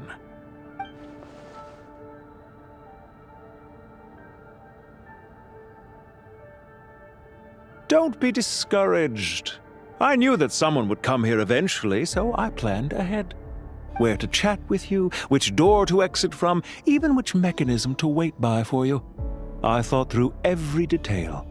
You, meanwhile, know nothing of who I am. So far, you've only heard my voice, and for all you know, it may not even be real. But not to worry. This is only our first meeting. It shan't be our last. Just answer me one last question. Why do you continue to follow Dottore? He has conducted countless cruel experiments, even on his subordinates. Follow isn't quite the right word. Let's just say even those you see as villains have their friends, even if they aren't the most sincere of friendships. When any set of rules is established, there will be those who benefit and those who lose out. People will do anything to justify what they have gained or escape from the hardship imposed upon them. Neither he nor I are tolerated by the rules of this world. We were both searching for a new order. Our ideas of the final form that should take may have differed, but our journeys took a shared path. Goodbye, Traveler and Paimon. I wish you a timely escape, albeit not too soon. I will need a little more time to prepare, after all.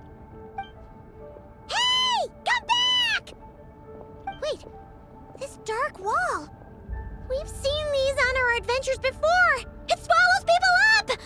Oh, I'm sorry. She shouldn't have jumped a gun!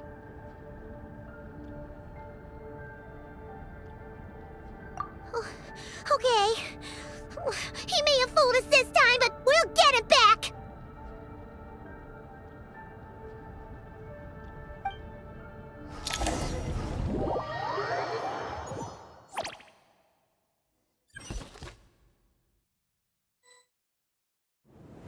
Sino and his team are guarding the north. We'll take this side. There's so many Jin. We can't let them get into Aru Village. Don't fret. I am well prepared for this situation. Huh. So you have a solution? Perhaps you're unaware that I have a trusty genie partner of my own, Plumpy. If I send her to negotiate with the others, this whole thing will be resolved before you can say Mora. Off you go, Plumpy!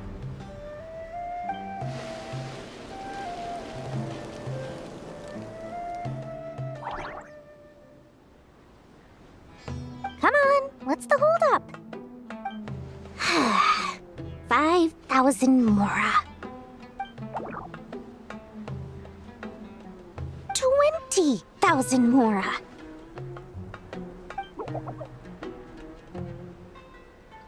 100,000 Mora. Final offer. Ah, so she's a hired partner.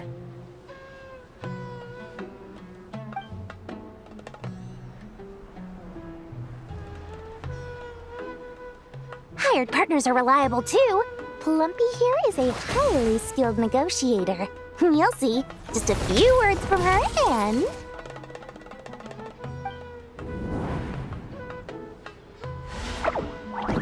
Plumpy! Don't you Jin have any respect for the rules? This was supposed to be a negotiation! How dare you treat my messenger like this? You wanna play rough? Two can play at that game!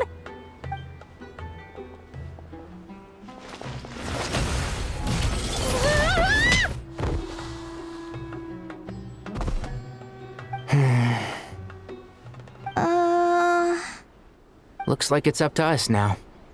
Be careful, Kale. Yes, Master.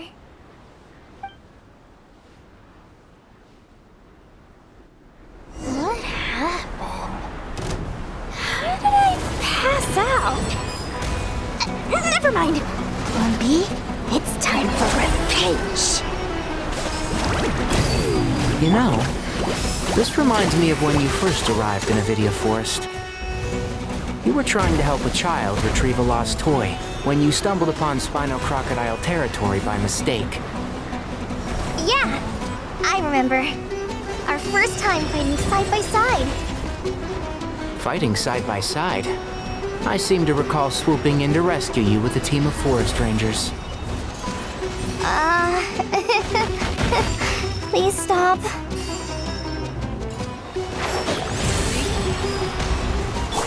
Warren, magic!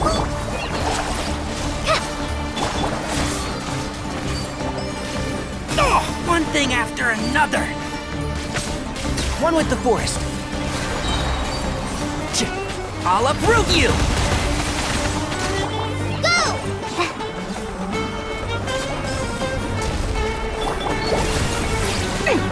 What?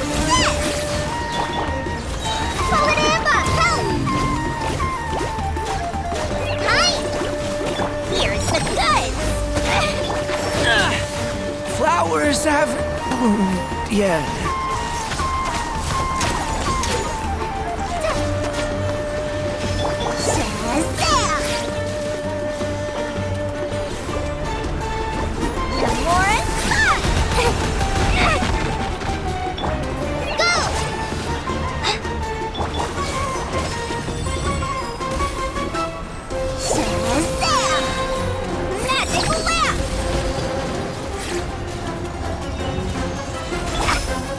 Shroud! Fly! Try this on your side! What's that? You big Shazam!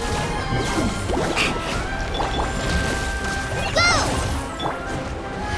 Let's nip that in the bud. There's too many of them! I can't believe I used 12 rare items in one battle! Ugh. I shudder to think how this is going to affect this month's accounts. The sight of that glaring deficit might be more than my poor heart can take. Tighnari, how's the situation on your end? We held the line, though it was a close call. But it looks like they're preparing for another attack. Has something happened? They've breached our defenses in the south. The Jinn are pouring in. We're moving the villagers to the north as we speak. We're hemmed in. This is getting precarious. Our margin for error just got a lot smaller. That's why we wanted to confirm your status. We need to consider our next move carefully. Bad news!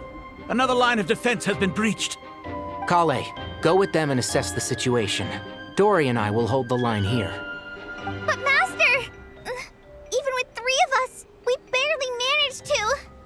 This is not a discussion, Kale. Don't worry about us. She clearly still has plenty of tricks left up her sleeve. Wait, you can't pin all your hopes on me? Oh, great.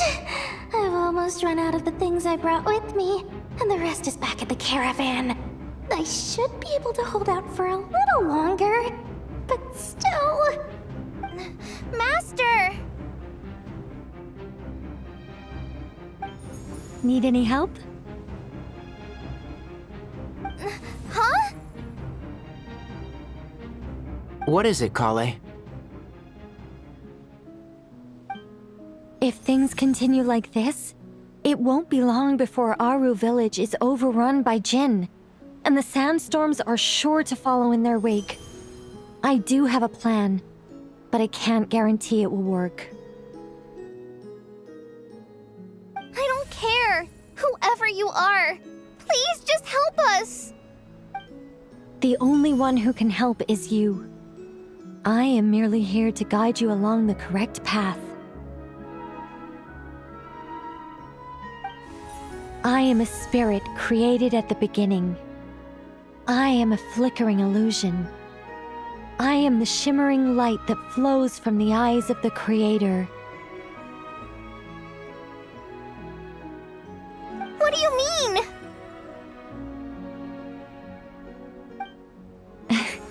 It doesn't matter. You don't need to understand it. Just repeat after me, one line at a time. Watch out! Jinn incoming! I am a spirit created at the beginning. Here goes nothing. I am a spirit created at the beginning.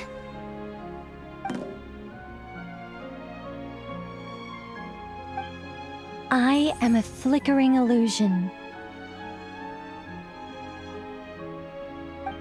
I am a flickering illusion.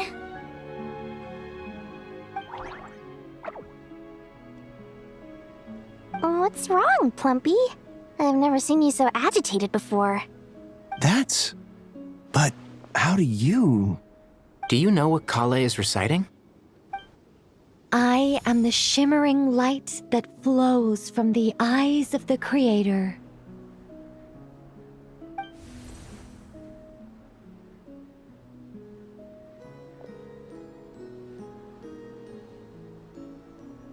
I am the shimmering light that flows from the eyes of the Creator.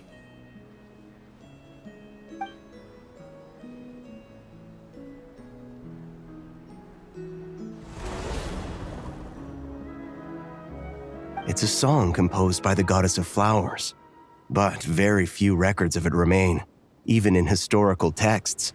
All we have is a few fragments. Is Kale an avid historian? Not to my knowledge. The Jinn have actually quieted down. Although, no, it's more than that. It looks like they're showing submission. Clearly the songs left by the goddess of flowers have a soothing effect on them. At the very least, they're much calmer now. Really? Let me try. I am a spirit created at the beginning.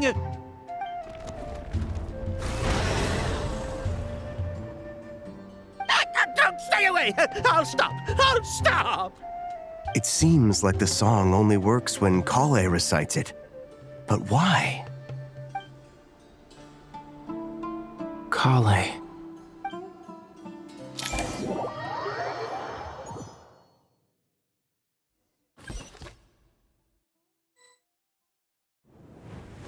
Yeah! Any luck?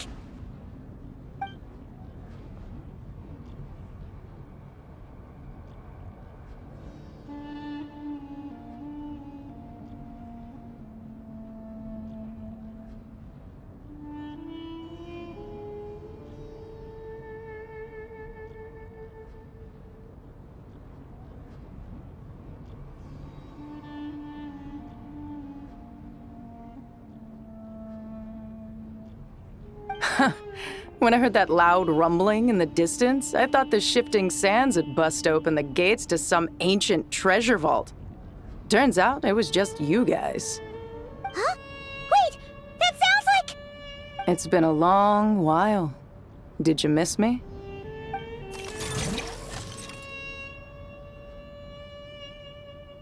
Jet! Ben! Let's save the catching up for later. First, I gotta get you guys out of there. This should be the right mechanism. Ben, can you handle it?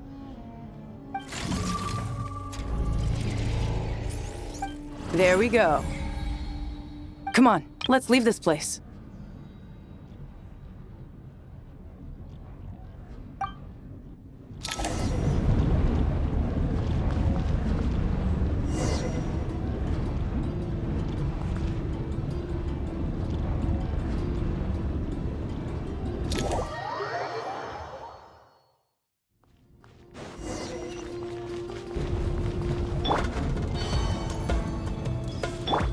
Try and stop me!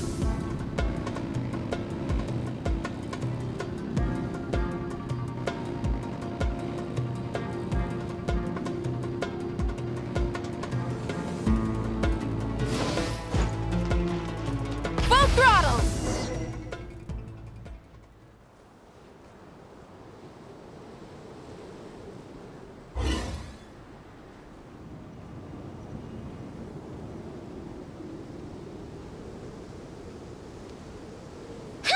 Those Fatui sure made themselves scarce.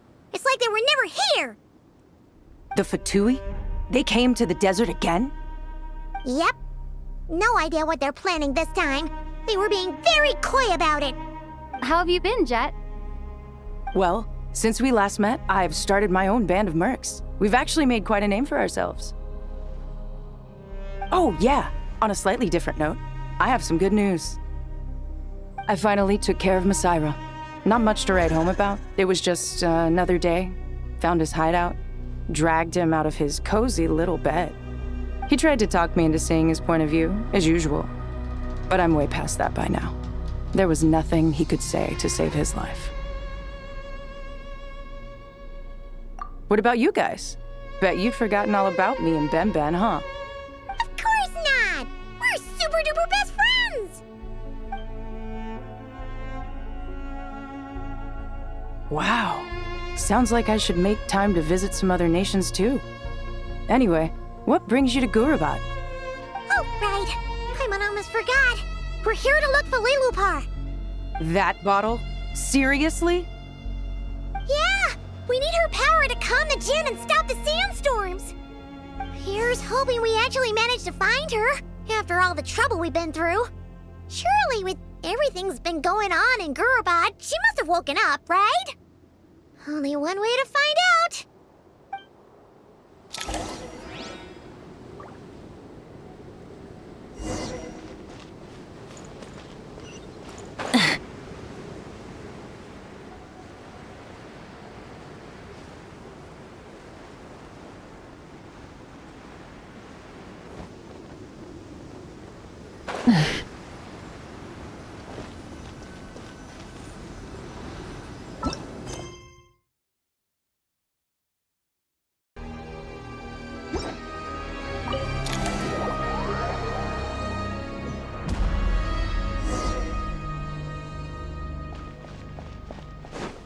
Let's see. She should be around here somewhere. Aha! Found her!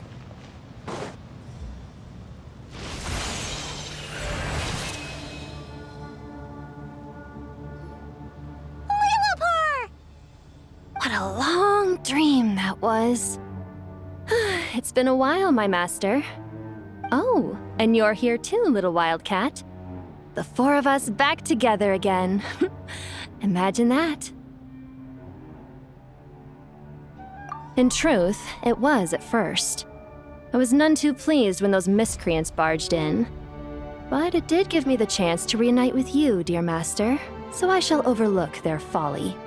After we last parted ways, I merged with the land beneath Gurubad to suppress the dark calamities stirring in the depths. It rekindled the flame of vengeance within the Jinn, depriving Gurubad of any hope of peace. I fought against it for a long, long time, until one day, I sensed a change in a foreign land to the west. Suddenly, the pitch-black abyss fell silent.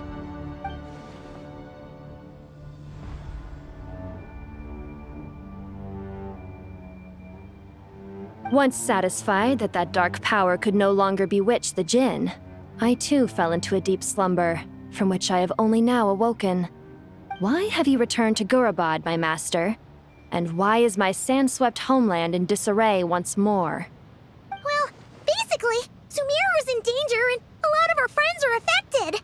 Some bad guys messed around with Irminsul and now they've released the Jinn in here. We managed to chase off the culprits, but we have no idea how to seal this place back up and stop the sandstorms. Child's play. I shall quell the Jinn and scatter the storms. Thank you, Lillipar. No need to thank me, my master. I have granted many wishes in my time, and this was the most trivial of them all.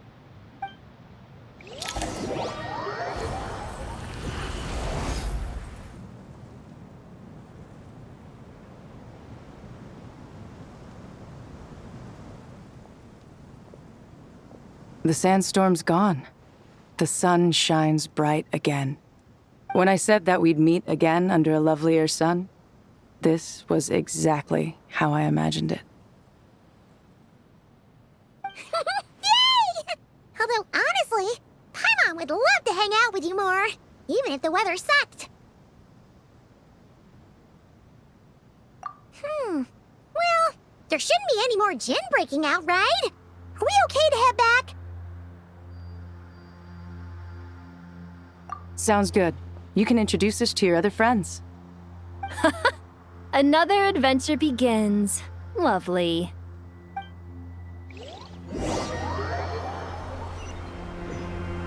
The storms have stopped! We should be able to get to the Temple of Silence without any problems now. Time to regroup!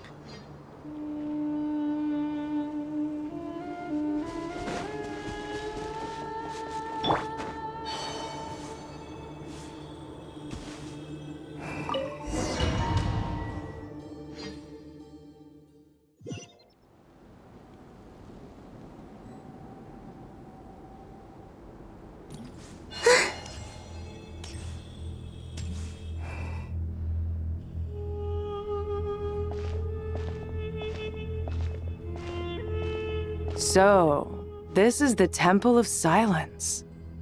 I've heard the Nagarjanites mention it in passing, but I never imagined it would be this big. It's colossal. I thought the temple moved to the rainforest ages ago. When did they scamper back into the desert? I don't know. This plan sounds a little too risky for my liking. Even in King Deshret's day, this was experimental technology. We have no idea what could happen if we activate it.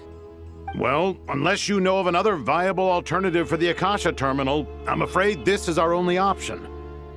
The plan is sound, and the risks are manageable. However, if we are to proceed, we must act quickly. The scale of this project is enormous. Even with Kaveh, Faruzan, and every other scholar of mechanics working on it full-time, the proposed modifications won't happen overnight.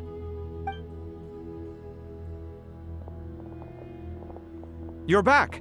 Everything all right? And who are they? Friends of yours? Pretty much everyone in the Temple of Silence is. This guy's Kaveh, and the one next to him is Alhaitham. Hello, I'm Jet, and this is Lilupar. Oh, a famous name from the history books. Pleased to meet you. A friend of a friend is a friend of mine, as they say. Who's they? Huh? Do people not say that? Not in the desert. Friends you can trust, but friends of friends? Gotta keep an eye on them. Still, I do trust the Traveler's judgment. I'm sure you're good people. The sandstorms have calmed down. I take it the Gurabad problem is resolved? What did you find?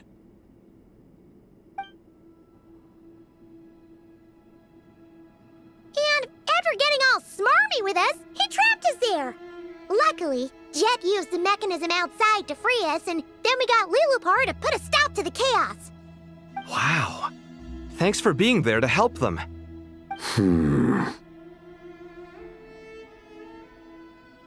So, this mystery man openly admitted that he was merely a Harbinger subordinate. Yeah? Is there something weird about that?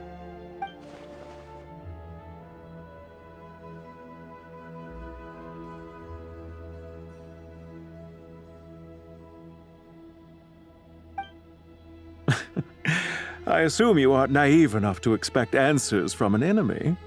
Well deduced. Our commander, Dottore, died in Nodcry.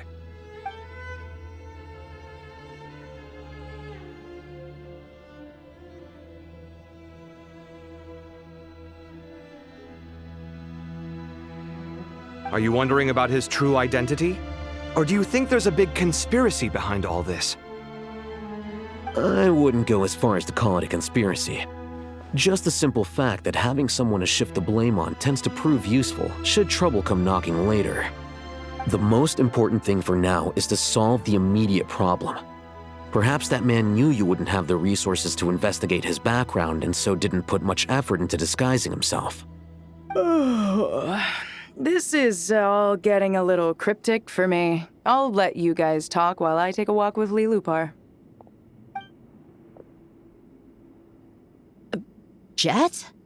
Aren't you with the Blazing Beasts? What a coincidence. Didn't expect to run into you here. We're mercs.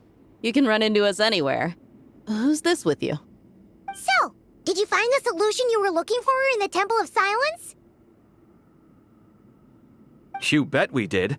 This place is incredible. It has everything. So far, we've discussed a plan and verified its feasibility. Building a new system from scratch is out of the question. So our only option is to modify the Akasha using certain resources we hope to find in the mausoleum of King Deshret.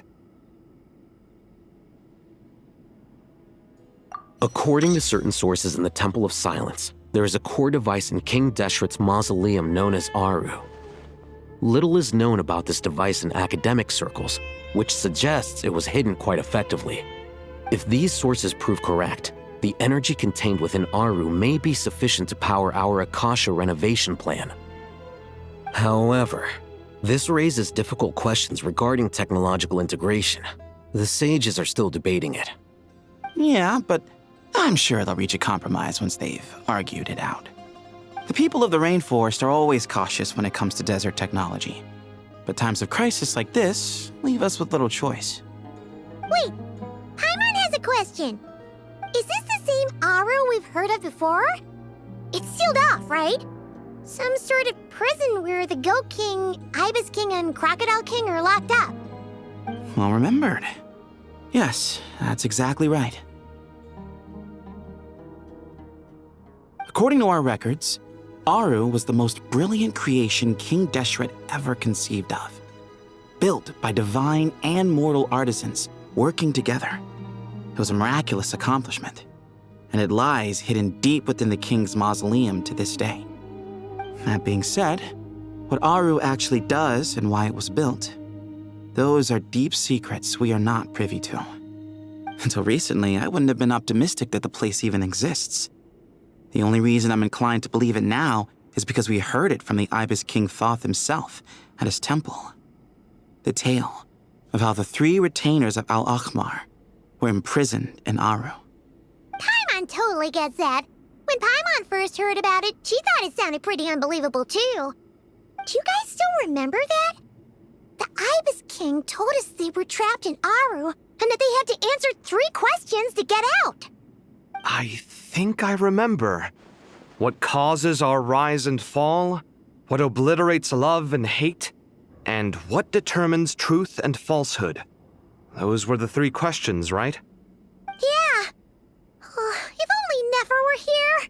She's dealt with the Ibis King before, so she might know more. Oh, Nefer is a friend we met in Notcry. Notcry? Funny. She showed up here earlier. Huh? Yeah. Had another lady with her too. Both said they knew you. They contacted the sages, claiming they might be able to offer some assistance. Really? They came here to help out? Yes, really. It was just before you got back. One of them said she's made Nodcry her home. If she's the person you were talking about, then... Looks like betting on Aru was the right choice. See? They're right over there.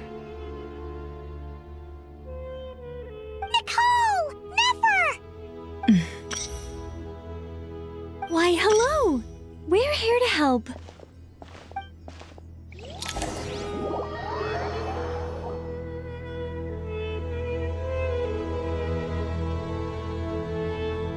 It's a good thing we left early. We almost got locked out. Locked out? What do you mean? Oh, you haven't heard? An invisible barrier has appeared around Sumeru's borders, cutting off all travel in and out. No one can leave and no one can enter. Sumeru has become a lonely island. Are the Fatui behind this too? Actually, no. This has nothing to do with them. I suspect it's a defense mechanism within Irminsul itself. Irminsul is the source of Tevat's ley lines, after all, and Sumeru is the nation closest to it. I imagine this function was put in place to seal the entire region off in the event of serious damage, preventing the disaster from spreading to the rest of Tevat. It may have been implemented long ago. But doesn't that mean that the people here won't be able to escape to other nations if the anomaly keeps spreading? Currently, that does appear to be the case, which is precisely why I am here. This is a critical moment for the world, and Sumeru is the eye of the storm. Paimon's surprised you managed to convince her to come back to Sumeru. Indeed.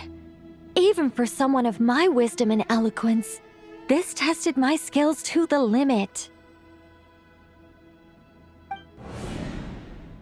And why should it concern me that Sumeru's in trouble? Surely you don't think I still have feelings for that place? Judging by your tone, I suppose you don't. Sounds like you don't know much about my past. And here I thought you knew everything. All I know is that the Ibis King is the source of your power. He was quite a prominent moon envoy once upon a time. so I do know a thing or two about him. As for your past, I have ways to learn the full story if I wish to.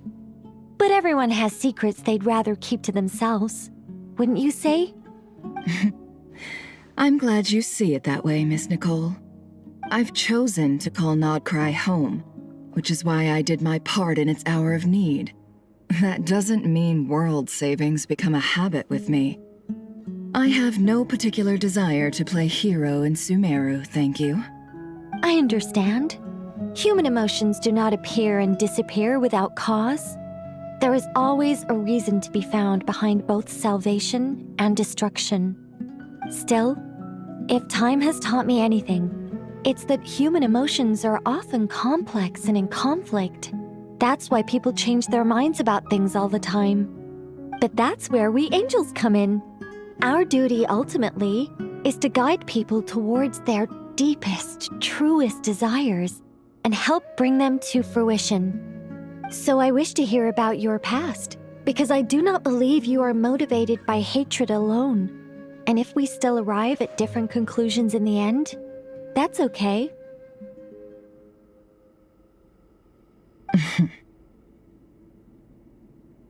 I refuse. Wait, what? But I set the atmosphere and everything. Isn't this supposed to be the moment when we finally open up to one another? Is it? Maybe I'm not so good at reading the atmosphere. You're right, Nicole. There's more to me than just hatred. Had it consumed me, I'd be left stuck in the past forever, never living in the present. But I don't think that your guidance can change my mind. The all-consuming sands, the bloodshed, both deserved and undeserved. Those old emotions cling to me like a shadow. Do you wish to shake them off? No. I hope to remember them forever. Those emotions and memories shaped me into the person I am today. They'll always be a part of me. In that case, would you like to hear my perspective, at least? Sure.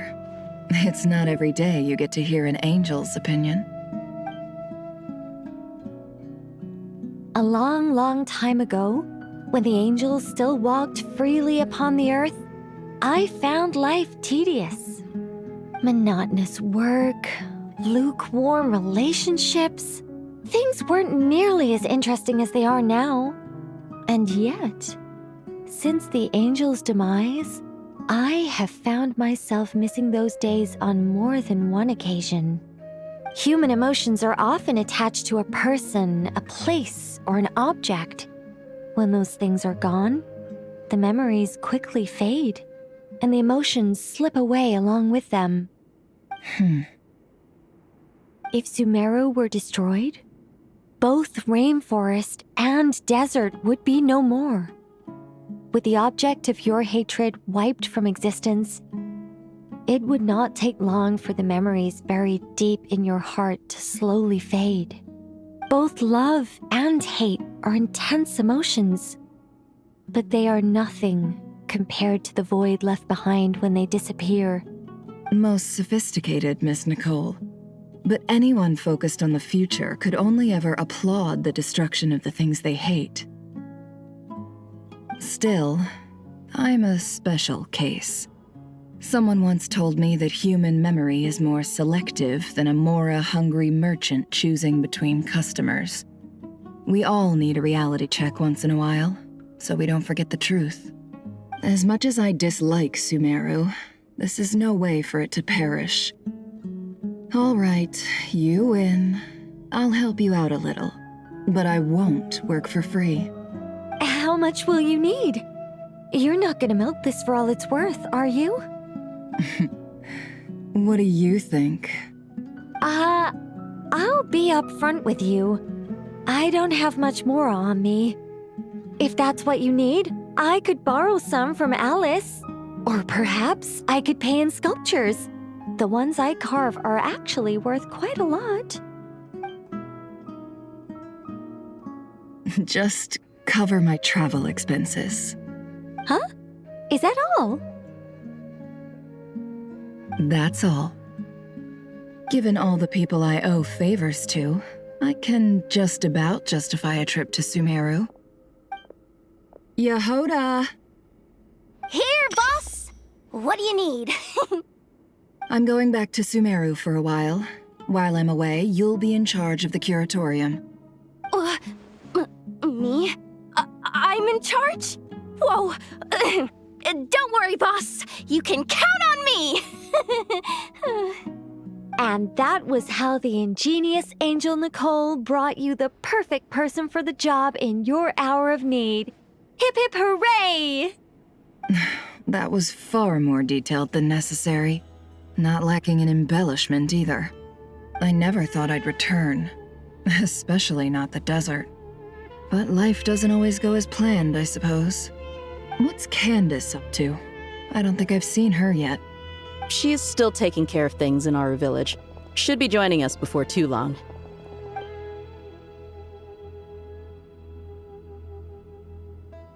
Oh, and sorry. Hope we're not interrupting anything. We have some good news, though. We're planning to go to the mausoleum of King Deshret to look for the legendary Aru, then use it to try and restore the Akasha system.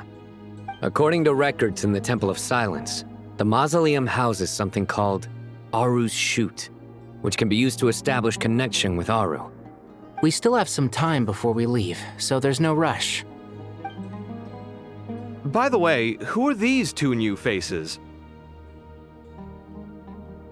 Just call me Nefer. I'm based in Nodcry. Did I hear you mention Aru? Correct. Well, I happen to have a connection with one of the 3 retainers imprisoned inside, the Ibis King. I'm here to get things done, so if you don't mind, I think I should come with you. That sounds perfect. Miss Nefer, are you from the desert by any chance? Why do you ask? I don't know. There's a familiar air about you. Plus, you mentioned Candace. Sorry, I don't mean to pry. It was just a random thought. I'm Dia, an eremite mercenary. My work usually keeps me out in the desert. I'm on good terms with Dory, and she's mentioned you all before. It's nice to finally put faces to the names. However, my associate here is probably less well acquainted with you. Why don't you all introduce yourselves? Actually, I'm a little better acquainted than you might think.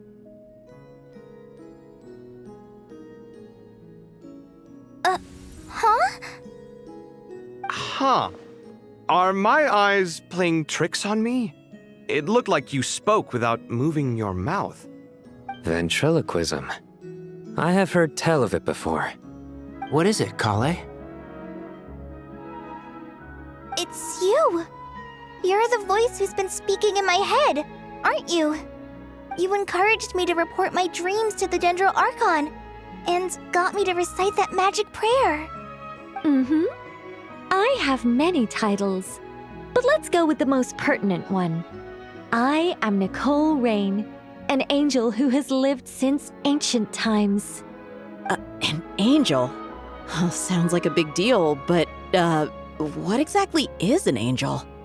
Oh, Well, we're a rather long-living race of beings. Not gods, technically, but we can still tell you a lot of stories from ancient history. Yep, and she's also an amazing sculptor. You could say she's a real creative type. Well, ma'am, if both the Traveler and Paimon give you rave reviews, you must be pretty impressive. Oh, please don't call me ma'am. I find it so awkward when people get too formal with me. Just relax and be yourselves. No need to be nervous. Miss Nicole, if it's okay, could I ask you a few questions? Yes, you may. I can see your heart is filled with confusion, and you are desperate for answers. I also know which questions you want to ask me. Why did you dream of Sumeru City in disarray? Why did those verses soothe the Jinn only when recited by you? I can guide you to the truth. but it involves a personal secret of yours. I'd prefer to speak with you alone, if possible.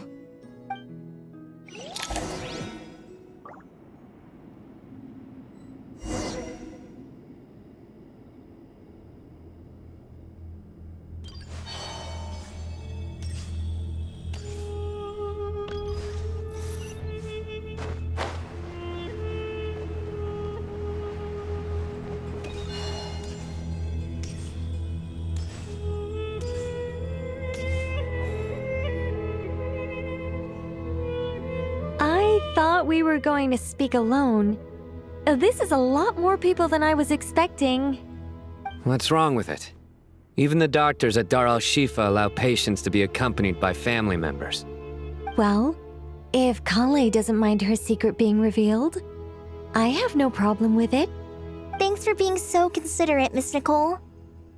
I don't know what secret you mean, but whatever it is, there's no need for me to hide it from my closest friends. Closest friends? It's so nice to hear that. All right. In that case, I'll get right to it. Kale, are you aware that there are god remains inside your body? I am. When I was young, I got sick with Elazar. Nothing could cure it. The Fatui convinced my mom and dad that they could help, and I was sent to an unfamiliar place.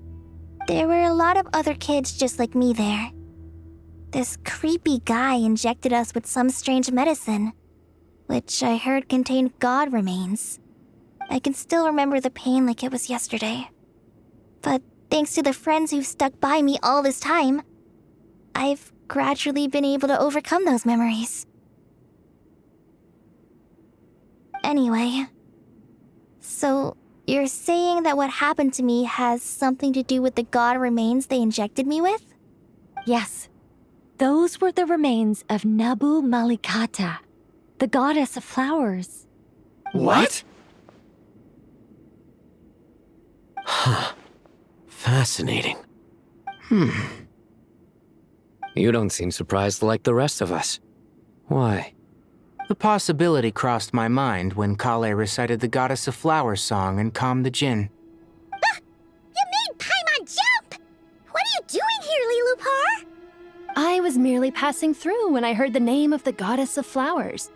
Be assured that I share your surprise. You, with the hat. Are you certain? I sense no trace of the Lord of Flowers within her. Well, it is a very small fragment. Unless special methods are used to manifest its power, even her closest acquaintances would find it near impossible to detect. After the goddess passed away, her remains were scattered across the desert. King Deshret gathered all the pieces he could find and buried them in the eternal oasis. But some fragments remained unaccounted for. Eventually, the Fatui must have found a way to track some of them down. Presumably for use in some experiment. It's not an uncommon occurrence. You're more shaken than I thought. In one sense, you've been extraordinarily lucky. So many people who yearn for this kind of power never attain it, yet you have coexisted with her all this time without even realizing it. I don't know what to say. I'm glad that I could help everyone with this power, really. But knowing that a fragment of the Goddess of Flowers is inside my body is... it's a strange feeling. Well, people value their autonomy very highly. Even a well-intentioned intruder can shake one's sense of self. I understand how you feel, Kale. But once you get used to it, you'll find it's nothing to be concerned about. Huh. I guess you, of all people, have a good reason to speak on this. 2 good reasons, in fact. Incidentally, 3 is the maximum number of Hermanubis's Ba fragments that I could bear. Let me guess. Because 2's company, but 3's a crowd? Thanks for helping to explain the joke, Tainari. Not my intention. Goddess preserve me. I should take my leave. This boy in his wolf's head hat speaks much too differently from the Hermanubis I remember.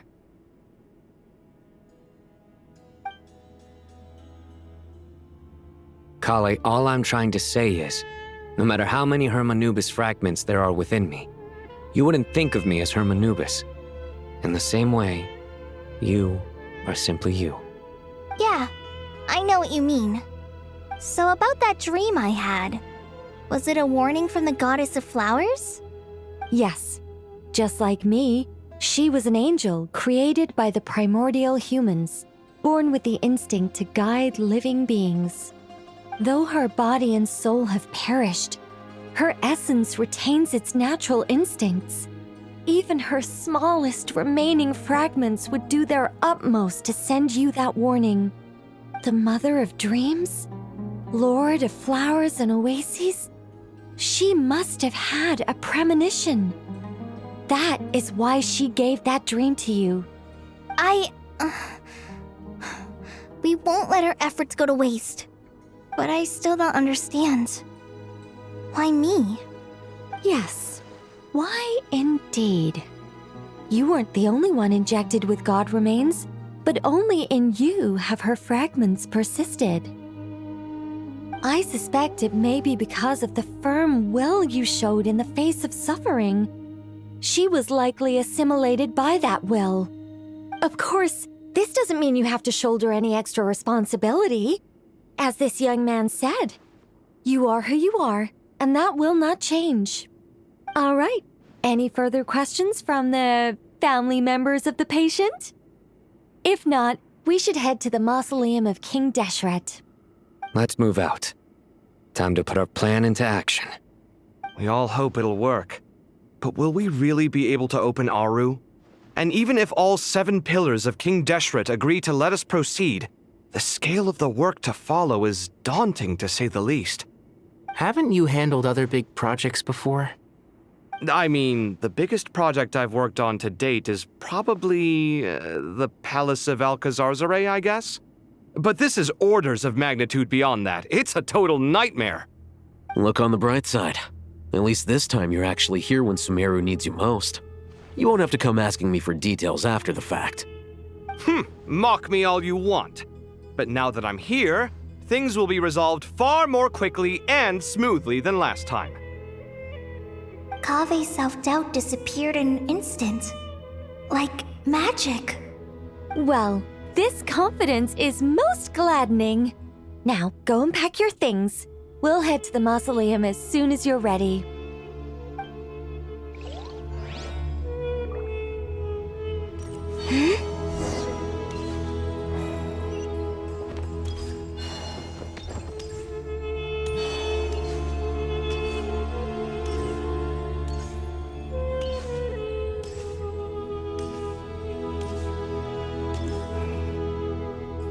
Oh, Miss Nicole.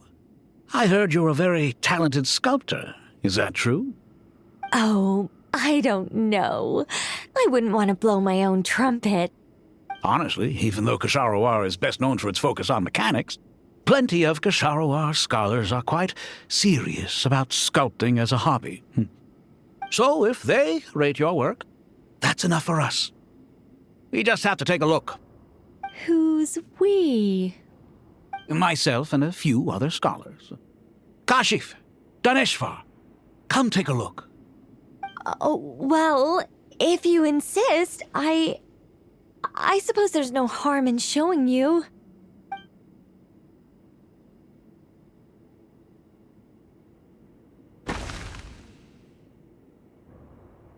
Whoa! Where did that come from? Look at the level of detail. It's so lifelike.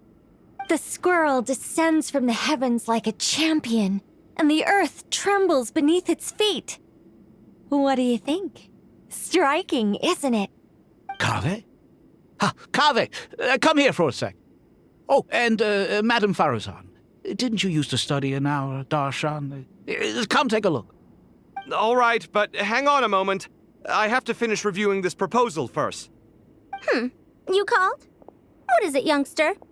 This squirrel statue. Isn't it cute? Oh, a squirrel. wouldn't say cute per se. The realism is what stands out to me. Were you trying to carve a statue of a hero, young lady? Oh, a hero? I suppose so. Actually, I didn't really have a specific theme in mind. I just started working on it, and this is how it turned out. I see. Well, do you tend to read novels about heroes in your spare time? As a matter of fact, I do quite enjoy those. Everyone loves a good tale of daring do, right? Then perhaps this statue represents the heroic tale you long to see deep down inside. Also on the subject of heroism, I feel that if the subject posed with a finger raised towards the heavens, it would lend a greater gravitas to the overall image. I'm sure some would call it cliché or old-fashioned, but not me. I think it would be a perfect fit. It has a certain classical beauty about it. Kaveh! Sorry, Madame Faruzan, I'm a little busy right now. Don't wait up for me. What a pity. That young man has excellent aesthetic tastes. I was hoping to ask him for his opinion. What a genius idea! Why didn't I think of that? Classical beauty is a great direction to explore. That's it. Once I get back, I'm going to sculpt a heroic squirrel pointing its finger towards the sky. Precisely. A declaration of victory. You understand my vision. Then place the two statues face to face. Yes! That's exactly what I was thinking. It'll be a masterpiece. Miss... I'm sorry. I didn't catch your name. Just call me Nicole. Madame Faruzan? Was it? What? No. That wouldn't be right. Why ever not? Madam is a state of mind cultivated from within. Anyone may call me Madam if they so desire. My dear Miss Nicole, once we make it through these trying times, should we have the pleasure of meeting again, I shall look forward to seeing your new work. In this day of age, it's rare to find people with an appreciation for classical aesthetics. Meeting you was truly a pleasant surprise. Honestly, I feel the same way. It's been a long time since I met anyone interested in this style of statue. Clearly, they don't call you Madam for nothing. Also, I have to say, you're a very good judge of character. Because when I think about it, I really am someone who likes stories about heroes. That must be why I've quietly kept watch over generation after generation of them. Sorry, keeping watch over heroes? What exactly do you do for a living? Oh, never mind that. Let's not tell Madame Faruzan about Miss Nicole's true identity for now. Good idea. Let's limit the conversation to aesthetics.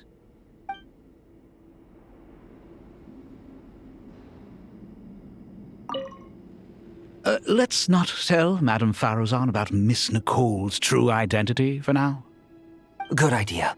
Let's limit the conversation to aesthetics.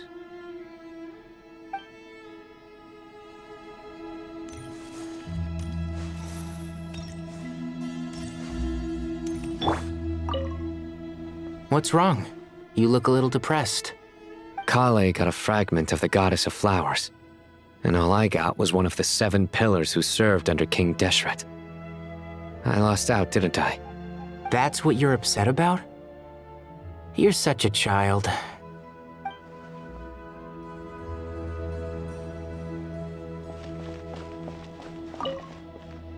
Oh, so many books. More than I could ever read in my life. But I've learned a lot that the textbooks could never teach me. I never realized that people in the distant past thought about some of the same questions we ponder today.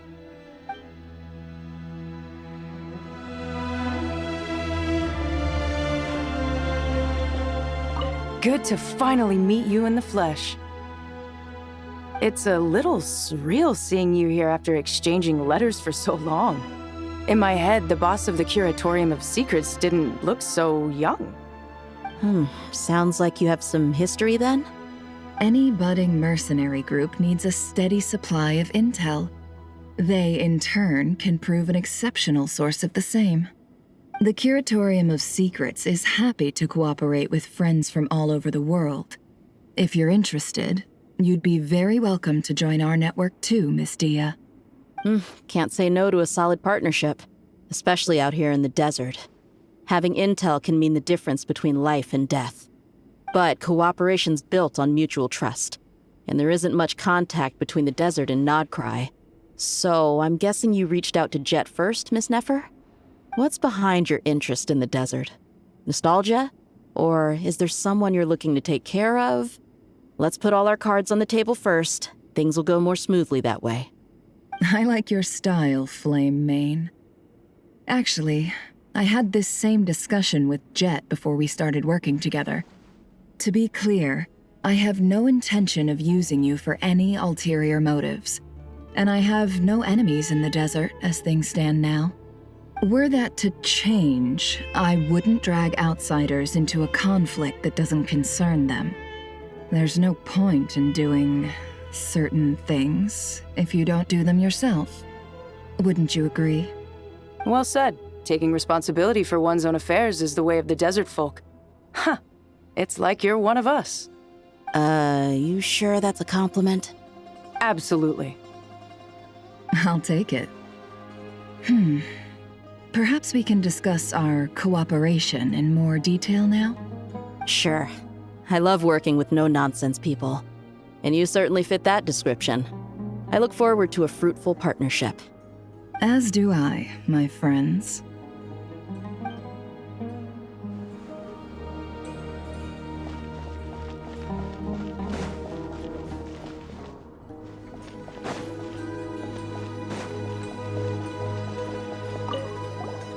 Paimon! Thanks again for your notes. I'm done copying them, so here you go. You're welcome. Just let Paimon know if you ever need help again.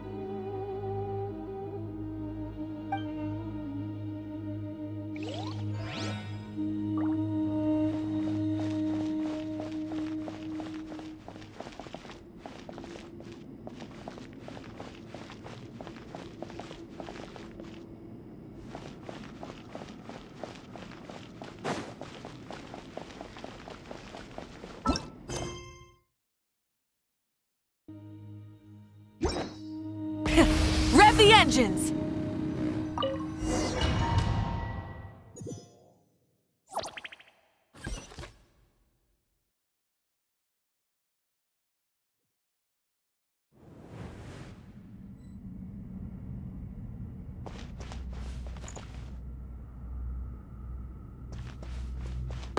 I hope everyone's ready. We'll be arriving at our destination very shortly.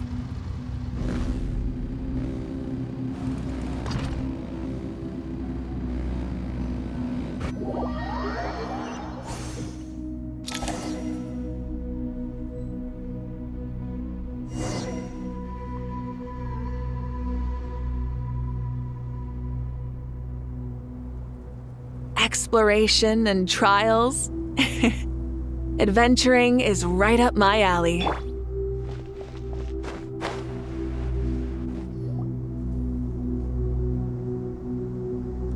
Why, we've not seen so many visitors ever, really. What is this place now, a tourist attraction? Closer inspection reveals many familiar faces. To what do we dusty old fellows owe the honor? Surely you're not just here to chat. You surmised correctly. We are here to carry out a rather enormous project. Ho, enormous, you say? How large, then? Larger than the gaping void in our lives? Why, you've even put a smile on Goatee and Crocco's faces. All this activity is making for quite the special day.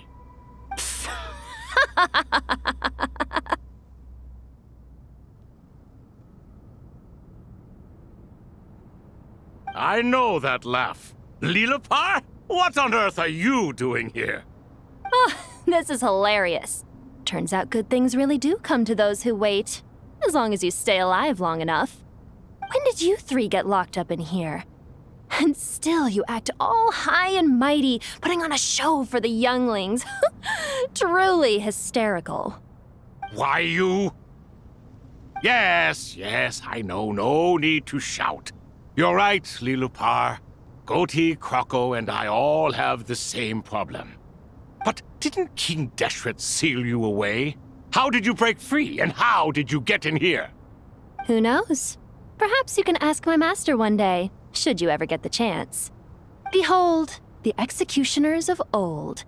Some have turned into fragments residing in human bodies, and others are imprisoned eternally, leaving not a single shard behind. It's almost tragic, watching lowly prisoners like you act all self-important. Curiosity gnaws at you, doesn't it? Your interest in the outside world threatens to burst you at the seams. Turf. I'm starting to take a liking to this magic bottle lady. Time is of the essence. Let's get down to business. We come to you, O three ancient lords, to request your assistance on behalf of the Academia. If we can help you regain your freedom, then please consider lending us your aid. As for precisely what we need your help with, it's a long story. So, to demonstrate our sincerity, we are prepared to first resolve the problems that plague the three of you. All right, stop arguing, Croco. And Goatee, don't you start. What's the harm in letting her speak? It's not worth getting so angry about. Forget about her. The 3 questions are the crucial thing here. But do you really have a way to answer them? You once answered the final question, Nefer, but the seal did not open. Unless, with the passage of time, you have found a new answer? You could say so. When you first asked me what determines truth and falsehood, my answer was a liar's soul. Liars are the best at seeing through the falsehoods of the world. But if you want them to tell you the truth, you have to reach their soul. I think that makes sense. I found it quite compelling myself, and I told Nefer so. Unfortunately, it brought us no closer to liberation. Well, that's simply because it was my answer, not the one King Deshret was looking for. Can you guess which answer Al-Ahmar wanted then? Time. And that's not only the answer to the final question, it's the answer to all 3 of them. All things wax and wane with the passage of time. Love and hate eventually fade into nothing. Current affairs are always fraught with conflict and controversy. Only time can distinguish between right and wrong. You once described King Deshret as a proud man. I'd say that the prouder someone is, the more inclined they are to believe that only time is qualified to be their judge. Time. Well. Indeed. Perhaps in building Aru, our king was in fact attempting to reverse time, to bring love and hate, right and wrong, the rise and fall of all things back to their point of origin.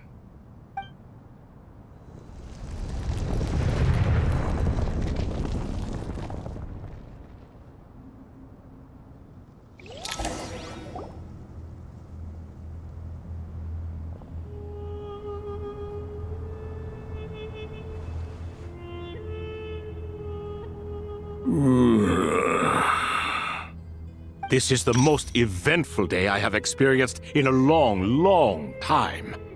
You have my sincere gratitude. Are those 3 of the 7 pillars? Turns out the statues were quite faithful to the source. You 3 seem to be in good spirits. Prison can help a person grow and learn to cherish what they have. Nevertheless, after everything you've done for me, I sincerely hope you never have to experience it for yourself. Hello, Nefer. It's good to see you, Thoth the Ibis King. Nice. Definitely puts my mind at ease, seeing you 2 getting along so well. Should we maybe introduce ourselves, or... Sure. I'm Sethos, the current leader of the Temple of Silence. This is General Mahamatra Sino, and this is the former Spantamad sage, Cyrus. But I'm guessing none of that means a whole lot to you. Everything is equally new to us, in truth. We've been gone from this mortal world for longer than you can imagine. Let's hold off on the introductions for now. We can always ask Nefer about you later. It'll give me something to talk about with my chosen disciple. You're like a helpless parent. Gods and people of yore are not necessarily welcome in today's world. Self-awareness is one of my finest qualities. I thought I ought to share its fruits with you two. Is that so? Well, I think we'll take it in stride, just as we did with the 3 questions. Let's not forget, it was my persistence that won you both your freedom. Fair point. I have to applaud your persistence. And I must praise you for your wisdom. Now, state your wishes, young ones. I'm sorry? Why, your tremendous accomplishments deserve a reward, do they not? You must let us do something for you in return. General Mahamatra, what do you think? I won't beat around the bush. Sumeru is facing a crisis the likes of which have never been seen before. And we need your help. Every calamity throughout the ages has been connected to us in one way or another, whether we were its cause or consequence. Whatever is wrong with Irminsul, it severely affected the Dendro Archon. She fell into a coma and is currently receiving treatment from the Dendro Dragon. The Dendro Dragon? I'm sorry, the Dendro Dragon is helping to heal the Dendro Archon? Not a pep, surely. Not vicious, cruel a pep who possesses no virtues aside from her basic instincts. Ah, good heavens. Oh, I shudder to think what could have caused Lesser Lord Kusanali to suffer such a plight. Still, why would the Dendro Dragon lend you her aid? She has always held nothing but contempt for the Archons. I suppose she and Kusanali must have some history. You can help us make history too. A smooth talker. Well said, lad. Currently, no one can connect to Irminsul. We hope that by opening up Aru and making some modifications to it, we can use its technology to our advantage. Unfortunately, Aru is an imperfect creation. King Deshret never managed to realize his full vision before his death. Much remains to be done if it is to be pitted against Irminsul itself. Besides, I hear your reasons, but to give Aru up over such would be... The archaeological records clearly indicate that although Aru's construction took a long time, it was not beyond human means to achieve. Modern technology should solve the efficiency issues. We have no choice but to go all in on this. This is by no means a threat. But the only reason we helped you escape from Aru was to gain the necessary leverage to negotiate with you. You asked us to state our wishes, and we have. Each one of us here needs your help, as do all the thousands of people living in Sumeru. They need you, and they need Aru. What do we think, my fellow old fogies? Shall we lend our support or not? Since you ask so nicely, naturally. Naturally what? Are you for or against? I simply mean we shall do what comes naturally. You claim that you wish to open Aru. Know you then that the golden slumber created by King Deshret is preserved within? We do. We understand the risks involved. In all likelihood, the mortal world will never again be able to replicate King Deshret's work. Never will there be another chance to come so close to creating a utopia. Knowing this, are you sure of your decision? We are sure. Before people can dream, they must first live. If your minds are made up, very well. We shall summon our erstwhile colleagues to discuss this further. Saint Shezepank, Saint Bennu, once you surrendered to silence and were buried with King Deshret. But now, we invoke the right to awaken you with our voices.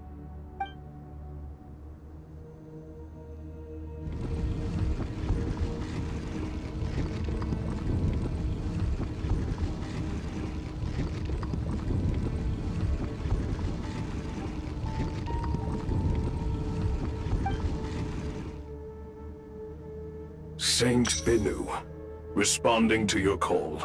3 kings detected. Initiating autonomous will. Saint Shezbank, responding to your call. 3 kings detected. Initiating autonomous will. Ah, Lord Herreshoff. What a long time it has been. I trust you are keeping well. Then your trust in my well-being has long outlived your physical body. You have always opened with that same phrase, in life, death, and now even beyond. Al-Akmar is long gone. What is the reason for this meeting? You're awake? Good. We are voting on whether to give the people of present-day Sumeru access to Aru and permit them to perform technological renovations. You have the right to support or oppose the motion. Aru is the pride of Al-Ahmar. Opening Aru requires the unanimous consent of the 7 pillars. I hope you have a convincing reason to present to us. Sumeru is currently in the midst of a major calamity. Let us not forget that while Al-Ahmar was a stern ruler, he was also a teacher of wisdom. A god without his people shall cease to exist, and King Deshret's greatest wish was to provide protection for his people. Let us then honor our God King's wishes as we consider our decision. I do not mean to mock these proceedings, but what is the point of a unanimous vote when we know that the last of the 7 pillars, the Dendro Dragon Apep, will never communicate with us? This will no doubt surprise your mechanical mind, and I have no intention of trying to persuade you it is true. But Apep is, in fact, healing the Dendro Archon as we speak. Huh? Can someone attest to this? Do we have any proof? I ask the 3 kings. Can any of you vouch for the truth of this claim? Naturally, the Ibis King, Thoth. What? It was Thoth's disciples who revealed the truth to us. We need not debate its veracity. Simply let Thoth bear accountability. That way the rest of us may have a clear conscience. Herreshoff, you diabolical fiend! I awakened our former colleagues for you, supported your opinion, and backed your decision. What sort of fiend would do that? I miss the days when Hermanubis was still around. At times like this, he would offer to take accountability. What are you trying to say? Is my word worth less to you than Hermanubis's? Hypocrite though you are, Lord Thoth, you are humorous in equal measure. How could we bear not to associate with a character such as you? I, Saint Shezbank, approve the Goat King's proposal. Since King Deshret is no more, we shall receive no reprimand for acting beyond our remit. Nevertheless, I sincerely hope that those before us understand the significance of what they intend to do. Remember, the moment that Aru is liberated, the myriad souls residing within the Golden Slumber will return to the ley lines.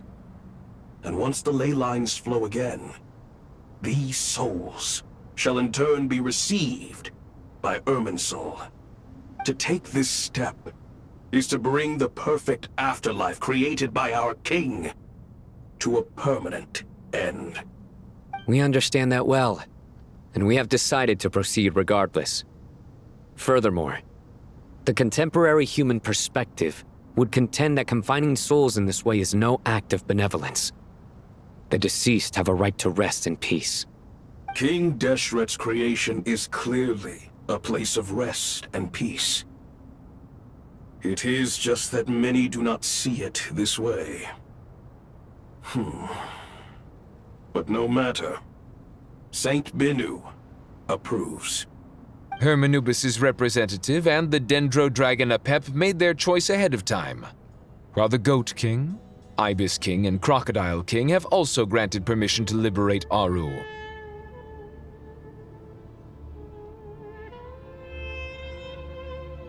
By the grace of His Majesty, guided by His wisdom and will, let the gates of Aru be reopened.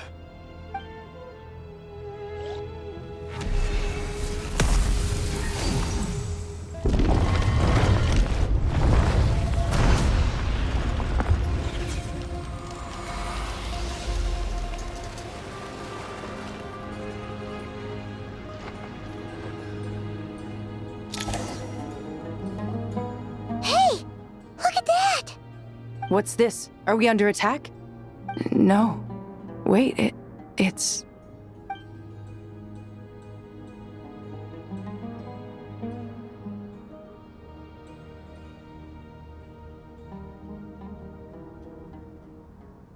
Here you are. Through the sands of time. I see you. Father.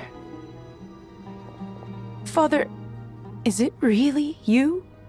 It's Jet's father, Jibriel! That's right! He entered the golden slumber, didn't he? I smell blood and sand on you. You've grown. Strong as a wild beast, and without shedding a tear. You have to leave, don't you? Please, just answer me this. What should I do for you? This meeting is a blessing from the gods. My soul, once imprisoned along with that of Samael, is finally free. I am truly grateful for the chance to see you again. That the dead should meet the living is itself a miracle.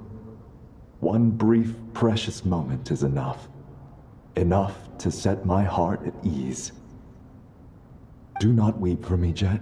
I know you will accomplish many great things in your life.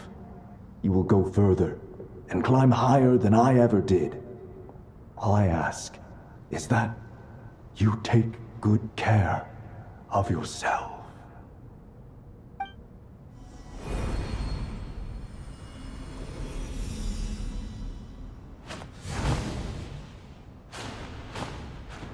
Father! Father! Father. Hey, Jet. Do you want something to eat? Maybe it'll help you feel better. I'm fine. Thanks, Paimon. It was just a little sudden. The chance to see my father again meant the world to me. He was trapped in the golden slumber for our sake. And now, after all this time, he can finally rest in peace. I'm glad. It's a huge relief. You've grown strong, Jet. More than enough to fend for yourself. Yeah. I'll leave the past in my memory where it belongs. My family, the good times and the bad. Goodbye, Father.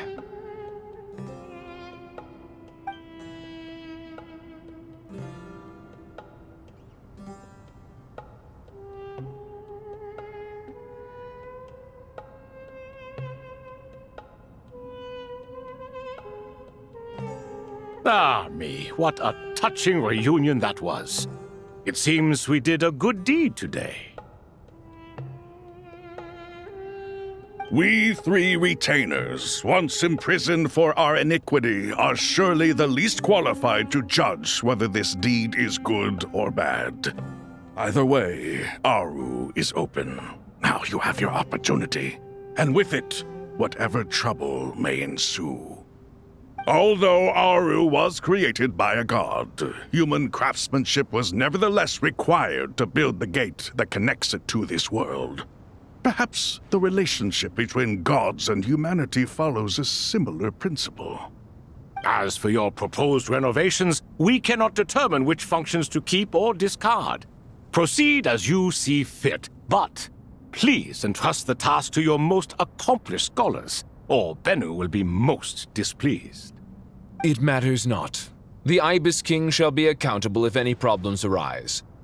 Ibis, you chose to take on disciples, and so it follows that you must accept the risks of associating with humans. If I'd known you'd be like this, I would have locked all of you away in Aru, never to leave again for all eternity. All of us? What does this have to do with me? Vilify me no further. Scholars, since you have liberated Aru, allow me to present you with a gift. Using Aru's power, we shall install a defense mechanism at our king's mausoleum. You must be guarded even against Irminsul itself. This shall afford you some convenience. Unseen and unheard. From this moment forth, none may by sight or hearing perceive anything said or done within the mausoleum. Amazing. And all this is achieved just with the power of Aru? With technology from the heavens, the possibilities are endless. Just because King Deshret did not use it for this purpose does not mean that it cannot be done. So, marvel away. This is the reward you have earned. All right. Well, that resolves the issue of confidentiality. What about the technical side? Do we have the manpower? Why, yes. I've already contacted them. They'll be here soon.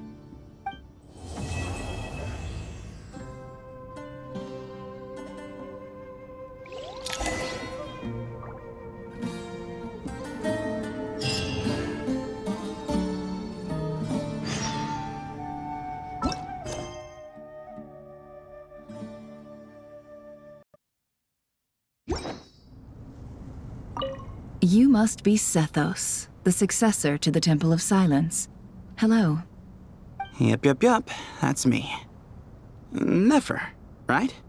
That's what I heard the others calling you. Judging by your outfit, I'm guessing you come from the desert too? That's right. Started off in the desert, went to the rainforest, then went from there to Nodcry, where I work as an intel broker. Huh. Well, this is interesting. You don't seem to talk about yourself all that much. Yet here you are, volunteering your life story to me. However abridged. Maybe I'm looking to make some new friends. I like making friends too. I'm easier to talk to than Sino and a little more streetwise than Tainari. Which is why you came over this way, giving me the chance to strike up a conversation with you. Was I that obvious? I think you did fine. You were mindful of my attitude and hoped to lure me in through sentiment. Lure you in isn't exactly how I'd put it. I see it more as an invitation. An invitation to what?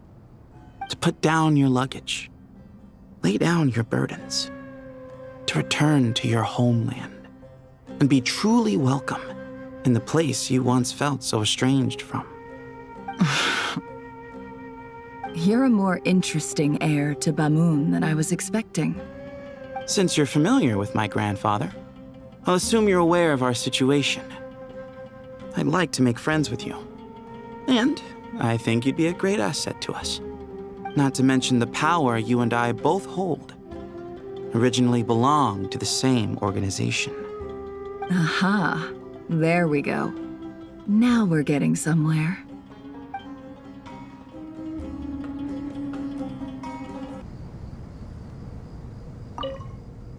Do you hear that? Sounds like your teacher is scolding mine. Huh. Classic. Did you see her? She's a former Vahumana student who dropped out of the academia and went to Nodcry to work as an intel broker. There's more to her than meets the eye. How can you tell? Do the Matra have information on her? Some, but nothing telling. I'm basing it on the fact that she seems to be an expert liar. She can fool many with her words. A sixth sense for liars after investigating so many of them, I take it? Yep. What about you? What do you make of her? A little earlier, in the corner, I noticed she gave some supplies to Jet and had her deliver them to the main group. She's meticulous and highly observant. Besides, what was it you said? Making it to the top is no easy feat in any profession. Anyone who's at the top of their game has to have some sort of edge over others.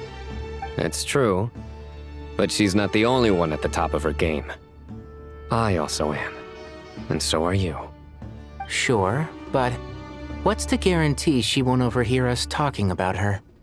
Don't worry, I have my methods. Sethos is distracting her. Ah, I see.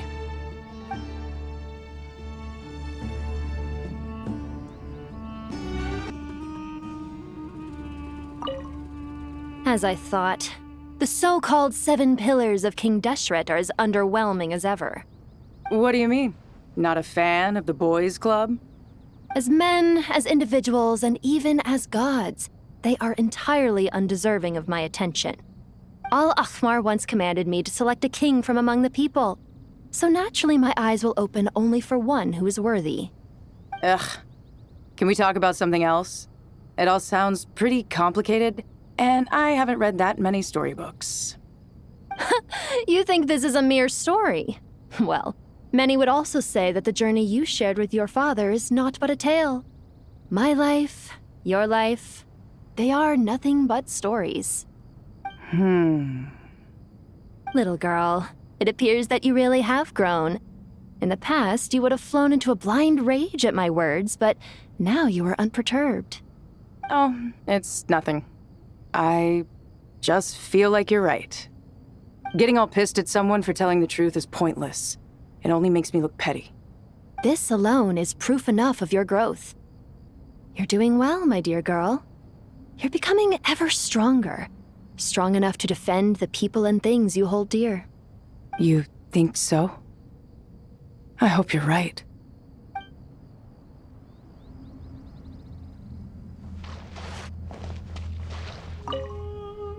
Ah, fresh air. A wondrous feeling. Naturally. I have a sudden urge to stretch my legs. Can anyone recommend a suitable leisure activity? I might have had some recommendations for you were this the past, but here and now, for someone who has just left prison, there could be no greater joy than simply being outside of it at last. I could not agree more.